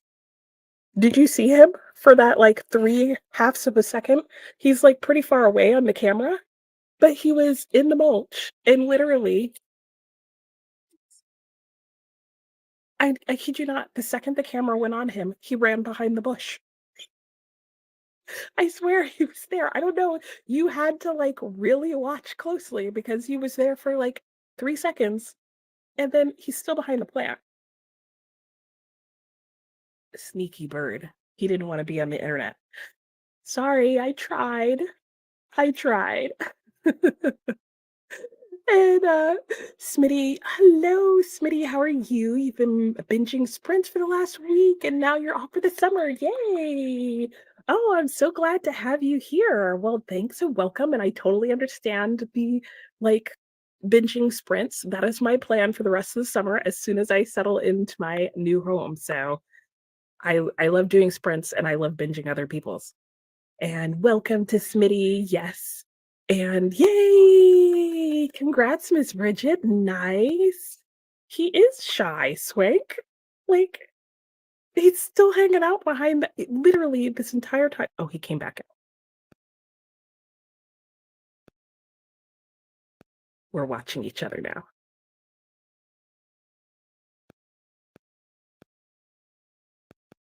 He's standing right near the plant. So I know if I like move in his I know for sure if I get up, he's gonna go away. He's toying with me now. That's your dog when you take pictures of her, she knows the camera's on. Yeah, exactly. Yes. Yeah, apparently. I need him to sign a waiver. Smitty says, "Hello. Welcome, welcome." Just repeat the video, and he's so shy. Yeah, exactly. A chatty bit. Yay, yay, Alicia, you made it back. You folded towels and did a whole bunch of stuff. And getting ready to start dinner, chicken, bacon, ranch, macaroni, and cheese. Yum, yum. I'm letting the robin get closer before I you're not gonna be able to see him well. Maybe if I slowly move closer to where he is. Okay, and you did see him when he moved, yeah, because he was kinda blending in a bit. Oh, and Phoenix, he took a deep nap. Oh, a much needed nap. Ooh, sounds good. And yeah, exactly. Where's his royalties? Okay, I'll try and get you one more shot of him. He's probably just gonna fly away now, and then we'll go back into our sprint. And maybe I'll try and move you guys a little lower, so if he goes back over to this area, you'll get to see him. He's about to go behind this pole. So, here we go. Let's see if we can see the robin again.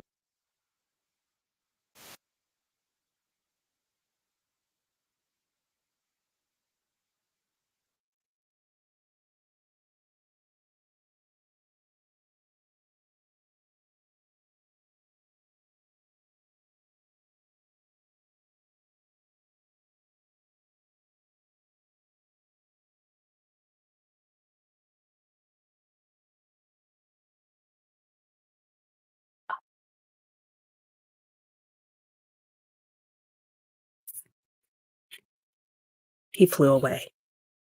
He knew what was coming. He was like, "Girl, I already tried to tell you I didn't want my picture taken." Oh, well, sorry. Maybe next week. Ugh, I keep thinking maybe next week I'll do a different setup. I will do a different setup next week because, oh, before I forget, we actually won't be having sprints on my channel next Monday. I will still be in the middle of a 5-hour drive. So I will try and have a video up for you guys to watch next Monday, but there will be no sprints next Monday. Maybe I'll do a surprise pop-up sprint at some point next week for a little bit. But this is our last week in this location. So, and now all the little birds are hopping around and mocking me. Anyway, let's go back into our sprint. I will set up the timer for us, and because it's 6:30, which means an hour from now it'll be 7:30 to 8. Yeah, that's perfect. So we'll probably have 2 more sprints, this one and one more after that. So I will get our timer going, and then I will swing you guys around so you can look out at the woods. And I'll see you in an hour. Happy sprinting.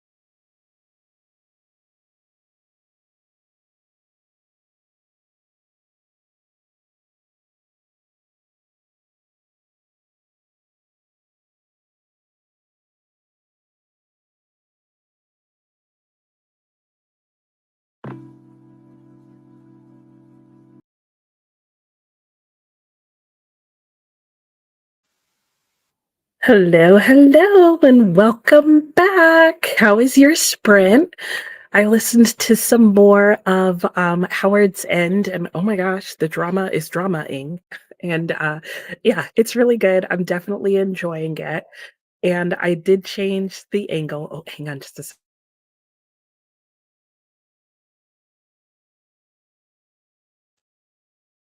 sorry. And yeah. Oh, and then at one point I changed the angle because Robin kept coming back to that little mulch patch. And so he blends in pretty well, which I'm sure is why he's looking for food there. But if you saw, you might have seen him hopping back and forth, especially around like minute 22. He kind of hops across the screen. So very cute. So yeah, so we were trying to catch the robin, or at least view him, not actually catch him. Miss Bridget got a picture of a chipmunk today. How cute. Oh, I do love chipmunks. They're so cute. And I saw that there was questions about what a chipmunk was and a squirrel. And you guys will not believe this. Literally, right as I read this question, I was just like leaning back in my chair, like watching you guys talk about it. And this was like after everybody had already answered. And I look over to my left, which is where like the rest of the patio is. And you will not believe what comes like scampering around the corner. Not a chipmunk, but a squirrel. And he was probably no more than 6 feet away from me. But apparently, because I was sitting here reading my book quietly, he didn't realize I was here. So he came around like this little toy that's over there and saw me and was like, just kidding. And, like, backed up and slowly walked backwards back across the patio, and then jumped up and was like, "Yeah, I'll come back over here later." Because when I look out the window in the morning, all I see down here are squirrels and birds, like, having the time of their lives, which is why I'm always distracted. Because the window that I sit at is, like, right up there. So, yeah, the nature is naturing out here. Anyway, so yeah, so a chipmunk is like the Disney characters. I love that. I love that.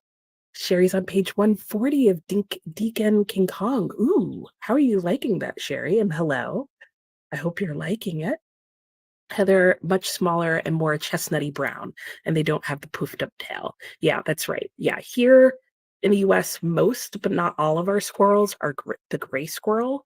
And so squirrels are also like bigger, about like yay big. Um, and gray, yeah, with the poofy tail. Though we do have red squirrels that have like little spiky bits on their ears, which are super cute, but we don't have that many in this area where I am. Where I am, you'll see gray squirrels. And interestingly enough, even though there are chipmunks in this area, I never see them around our house. I don't know why that is, but maybe because the squirrels like have the lay of the land. And in fact, in the fall, when all the leaves fall off the trees, you can see like the squirrel mansions because squirrels build like huge piles of leaves and live in them in the trees. It's really weird. And yeah, this was when the robin said goodbye. Yep, more on the squirrels with the long tails. I know the robin flew off on us. And oh, and Sherry has squirrels where you live at. Yeah, we have a ton here. And Miss Bridget, yes. Oh, he was so cute, your little chipmunk. Oh, and he didn't even run off. Oh, how cute. Chipmunks are so cute. Like squirrels are fun to watch, but chipmunks, because they're partially because they're so small, are just so cute. And then they've got those big cheeks. Yeah, Ricardo, I think he was tired of us. He was like, girl, you ruined my vibe here. He was trying to eat. Chip and Dale are called Chip and Chop. That's so cute. I love that. And Sherry's also reading outside. Nice. Yes, I didn't realize well, I guess it would have different names if they oh, yeah, but the cartoon characters. Yeah, interesting. I guess yeah, I wonder why. And you have squirrels, but you also have chipmunks. Nice. And they're sip and siop in Italy. That's so funny. Like, they're keeping it close, but changing it slightly around the world. And Miss Bridget sees more squirrels, more than but there's more than 1 or 2 like that in our area. At least you only think there's a couple. Yeah, that's fair. And we have the occasional black squirrel over here. In fact, I'm more likely to see a black squirrel than a chipmunk in my area.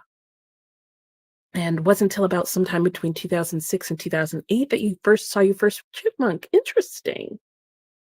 And Heather's curious if chipmunks are only in North America.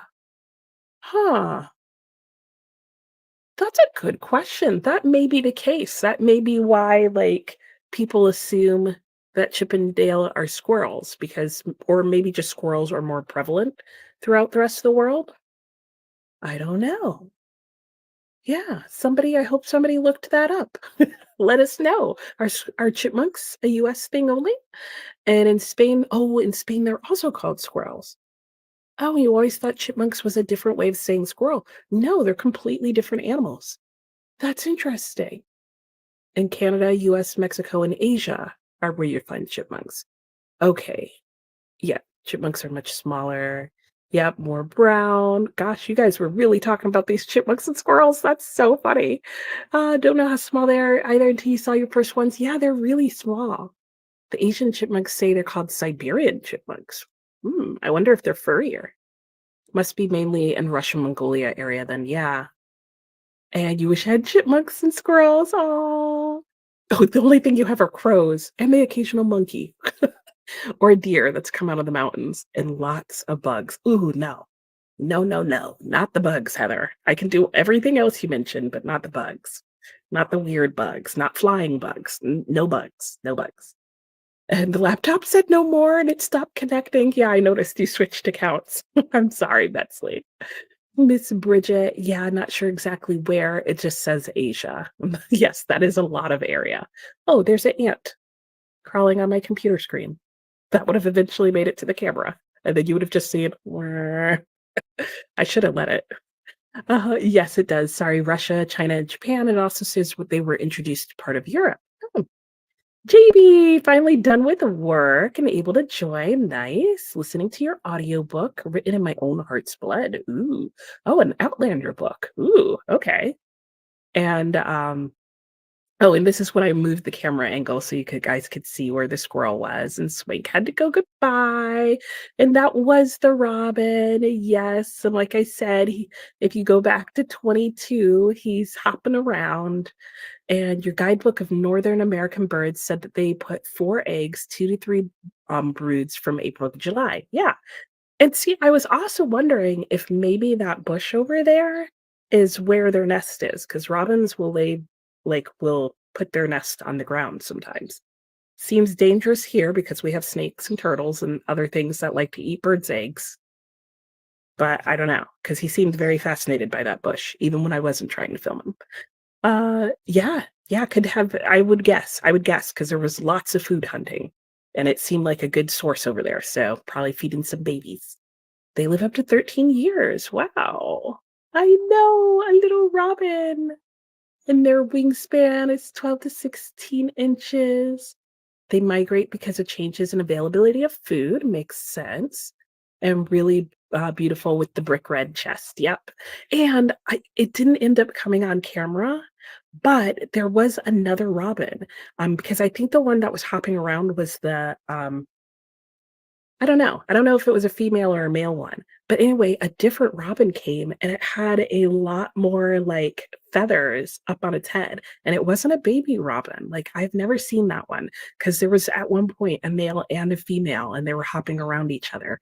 But I hadn't moved the camera over there. And so that was when I moved the camera over there because I was hoping that you guys would get to see both of them. But the other one, like I've never seen whichever gender that was. But yeah, it had more going on in the feathers up top.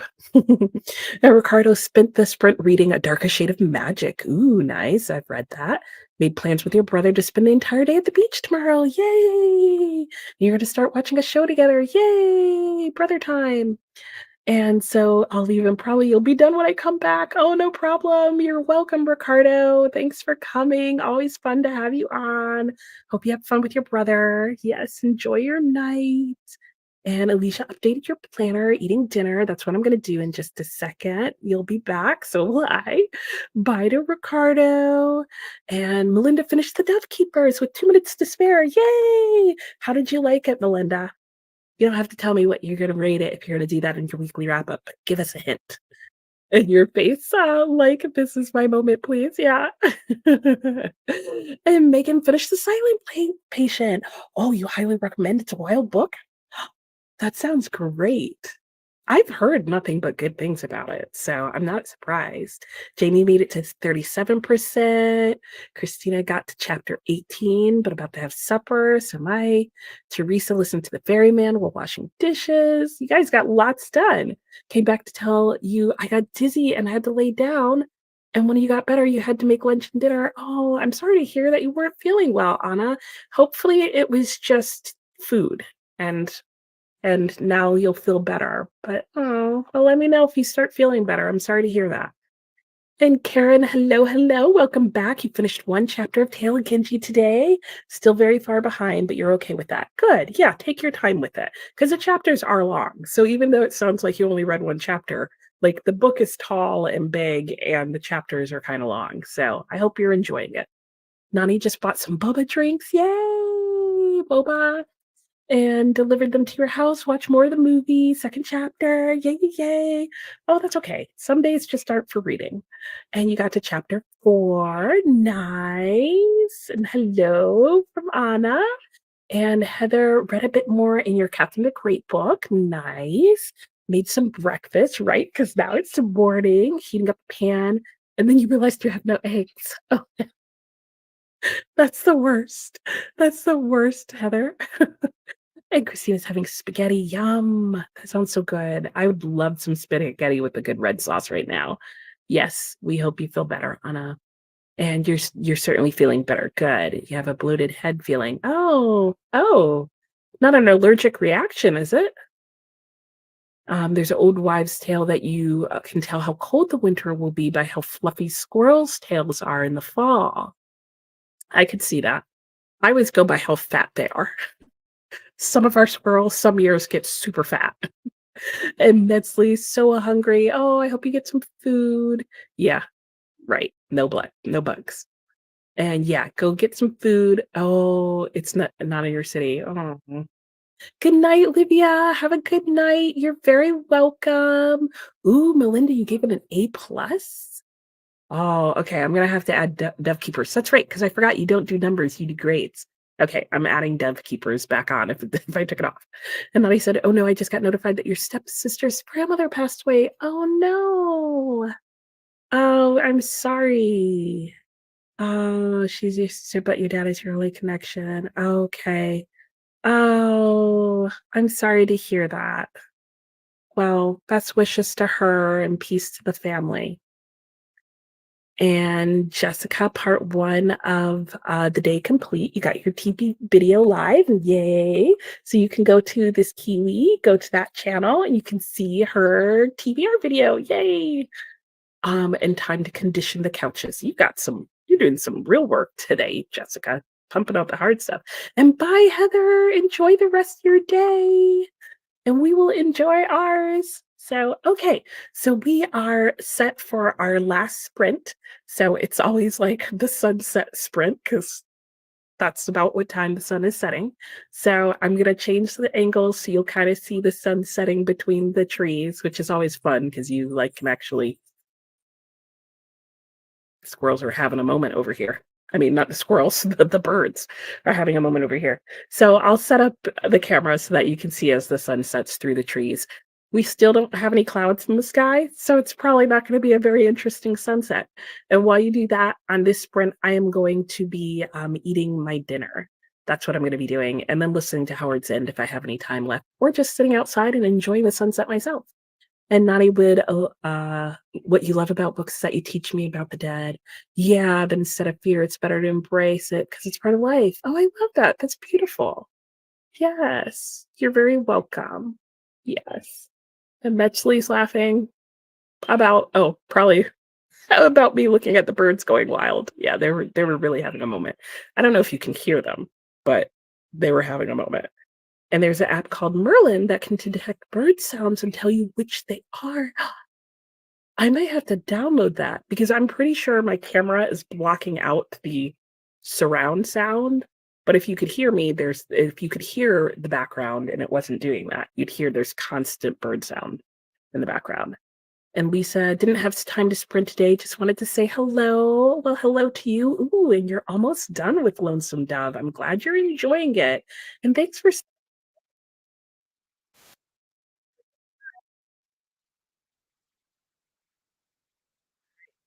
Let me get up our timer and we'll go into our final sprint. Oh, and I'll put that up on the screen too, because I always forget to do that. All right, happy sprinting. I'll see you guys in an hour.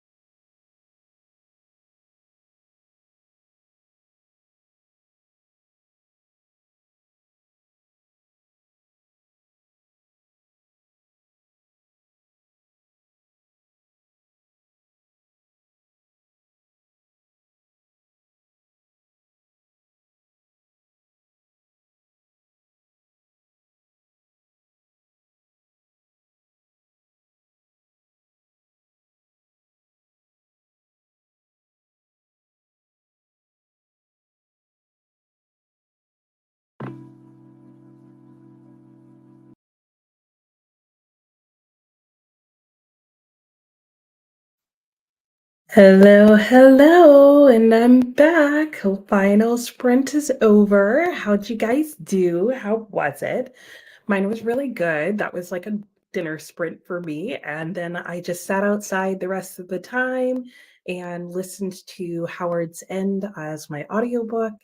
And the robin did stop by a couple more times, but anytime I moved the slightest bit, he'd fly off. The nest is very close. I did see where he was flying to up in a tree, but he was coming back pretty regularly for food. So that was nice. And yeah, I've made some good progress today. I got my 44 pages done, and in Ladies of the Club, I did my chapter for the day in The Mysteries of Paris. I finished Marina, which I had like 100 pages left in, and I am. Well, I'm not at the end of a chapter, so I'm not exactly sure where I'm at and how it's end in the book since I've been mainly listening to the audiobook, but I think I'm 100 pages into Howard's End now. And I'm really enjoying this book. There's so many interesting themes that come in, as well as like some fun little like surprises that yeah, this is a book that I have out from the library, but I definitely think I'm going to buy this at some point because I don't know, sometimes I feel certain books you listen to on audiobooks and the best effect that I can get from it is just a general sense of the story and whether or not I like it, but I don't feel like I get as much out of the story. But listening to this on audiobook, I do feel like is giving me enough of a feel for me to know that yes, I would definitely like to listen to this again in the future.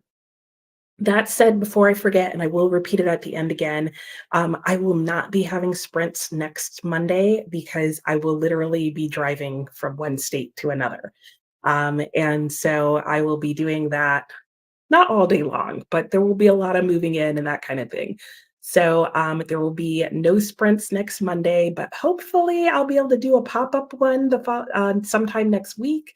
So just keep a lookout for community post. If you have are on the sprint what am I trying to say? If you're on the sprint spreadsheet, I will try to post that if I do a sprint sometime later this next week early enough so that you can see it on the spreadsheet. That's what I'm trying to say. I don't know why the words are coming so hard, but I'll try and do a sprint at some point next week. I just don't know how the move's going to go and when and where. But if not, I will see you on Monday per usual, the week after that. So, anyway, let's go through the comments, see how you did, and wrap things up here today. Nani was telling us about Merlin Bird ID, which apparently is an app that you can go on and it will tell you based on the bird song that you hear what bird it is. So I'm excited about that. I definitely want to try that app because I'm always curious. Like I'm horrible about bird song. And the closest I've ever gotten to one was I saw this book and I should have bought it because it was like your typical, like, here's pictures of the birds.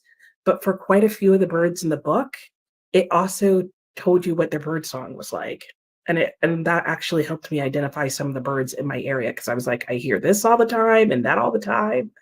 So anyway, and then Metzley was saying, "Oh, you can hear the birds when I'm sitting outside." Nice, yeah, because they're talking all the time. And the Collected Regrets of Clover is a beautiful book about regrets and death.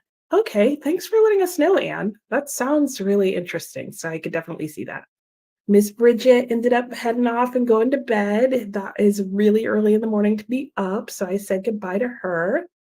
And Anne, just when you think, oh, yeah, Anne was saying that, yeah, somebody from her church might be able to help with the sidewalk issue. I hope that works out. I'll look forward to hearing about it in the future, Anne. So yes, let's hope and pray. And Cherie stopped by, traveling to the beach. Oh, wow. I hope you have a great beach vacation. And sprints went great. Thank you. And Jessica finished the couches. Yay! No reading the sprint. Well, understandably, but you had a snack and made a spreadsheet for your new series that you mentioned in your TBR. Ooh, got to check that out. And Nani has to leave. Okay, you're discussing the movie. Okay, yeah, yeah, yeah. It's called A City of Sadness. Oh, okay. Oh, yes. Thanks for the reminder to look up I'm going to type that into my phone right now. This was the lizard that Nani says that she has as a pet. And I know Nani is doing sprints later this week. So if you are hosting sprints at some point this week, feel free to leave that in the chat when you're doing them and what time, that kind of thing. And yeah, and make sure you submit onto the spreadsheet so yours can go up there. What am I doing? I'm trying to look up this thing, and my phone is slow, so I'll keep reading things while I do that. Oh, except then I can't see how it's spelled. Okay. Okay, now we're searching for it.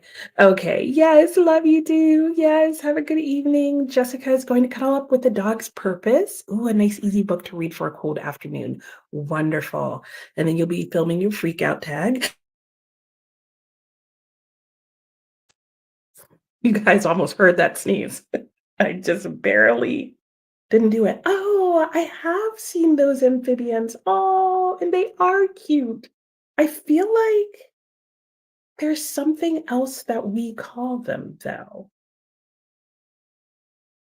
I don't know why. But anyway, yes, I have seen those.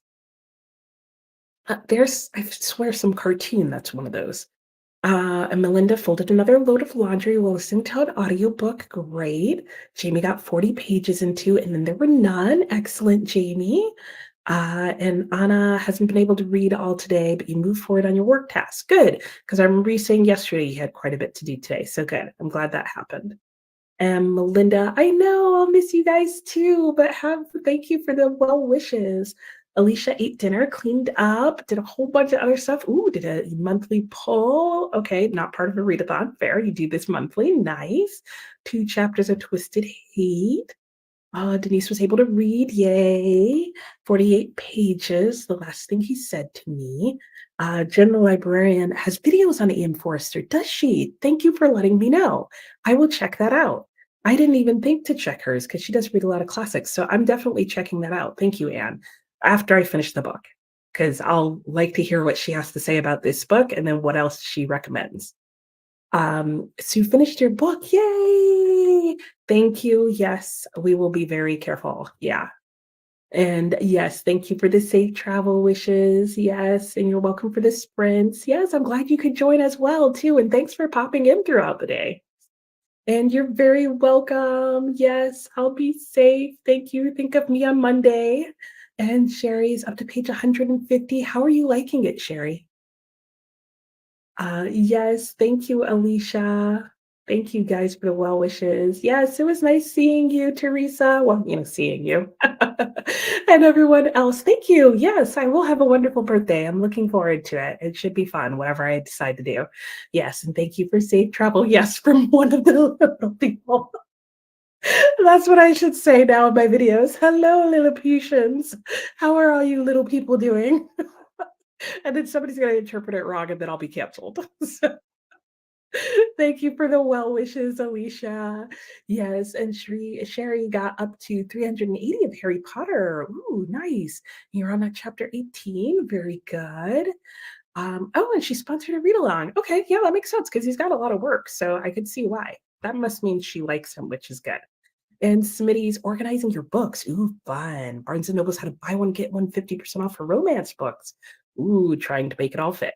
I know that feeling. Yes. Thank you for the well wishes and the travels. Oh, thank you, Sue. Yes. Happy birthday to me. Yay. And you'll be back to your normal sprints next week. Yeah, there you go. Yeah. So if you can't make, well, you won't be able to make my sprints because I won't have any. So join Jessica on her sprints next week if you want to. Your sprints usually start at what? I think 4:30 my time. It'll be on the spreadsheet. So go check out Jessica's sprints. I know in the US, they're usually in like the afternoon or heading into the evening, like early evening for us here, because Jessica's is a Kiwi, so she's in New Zealand. And yeah, if I remember amongst all my driving, I will try to swing in and say hi.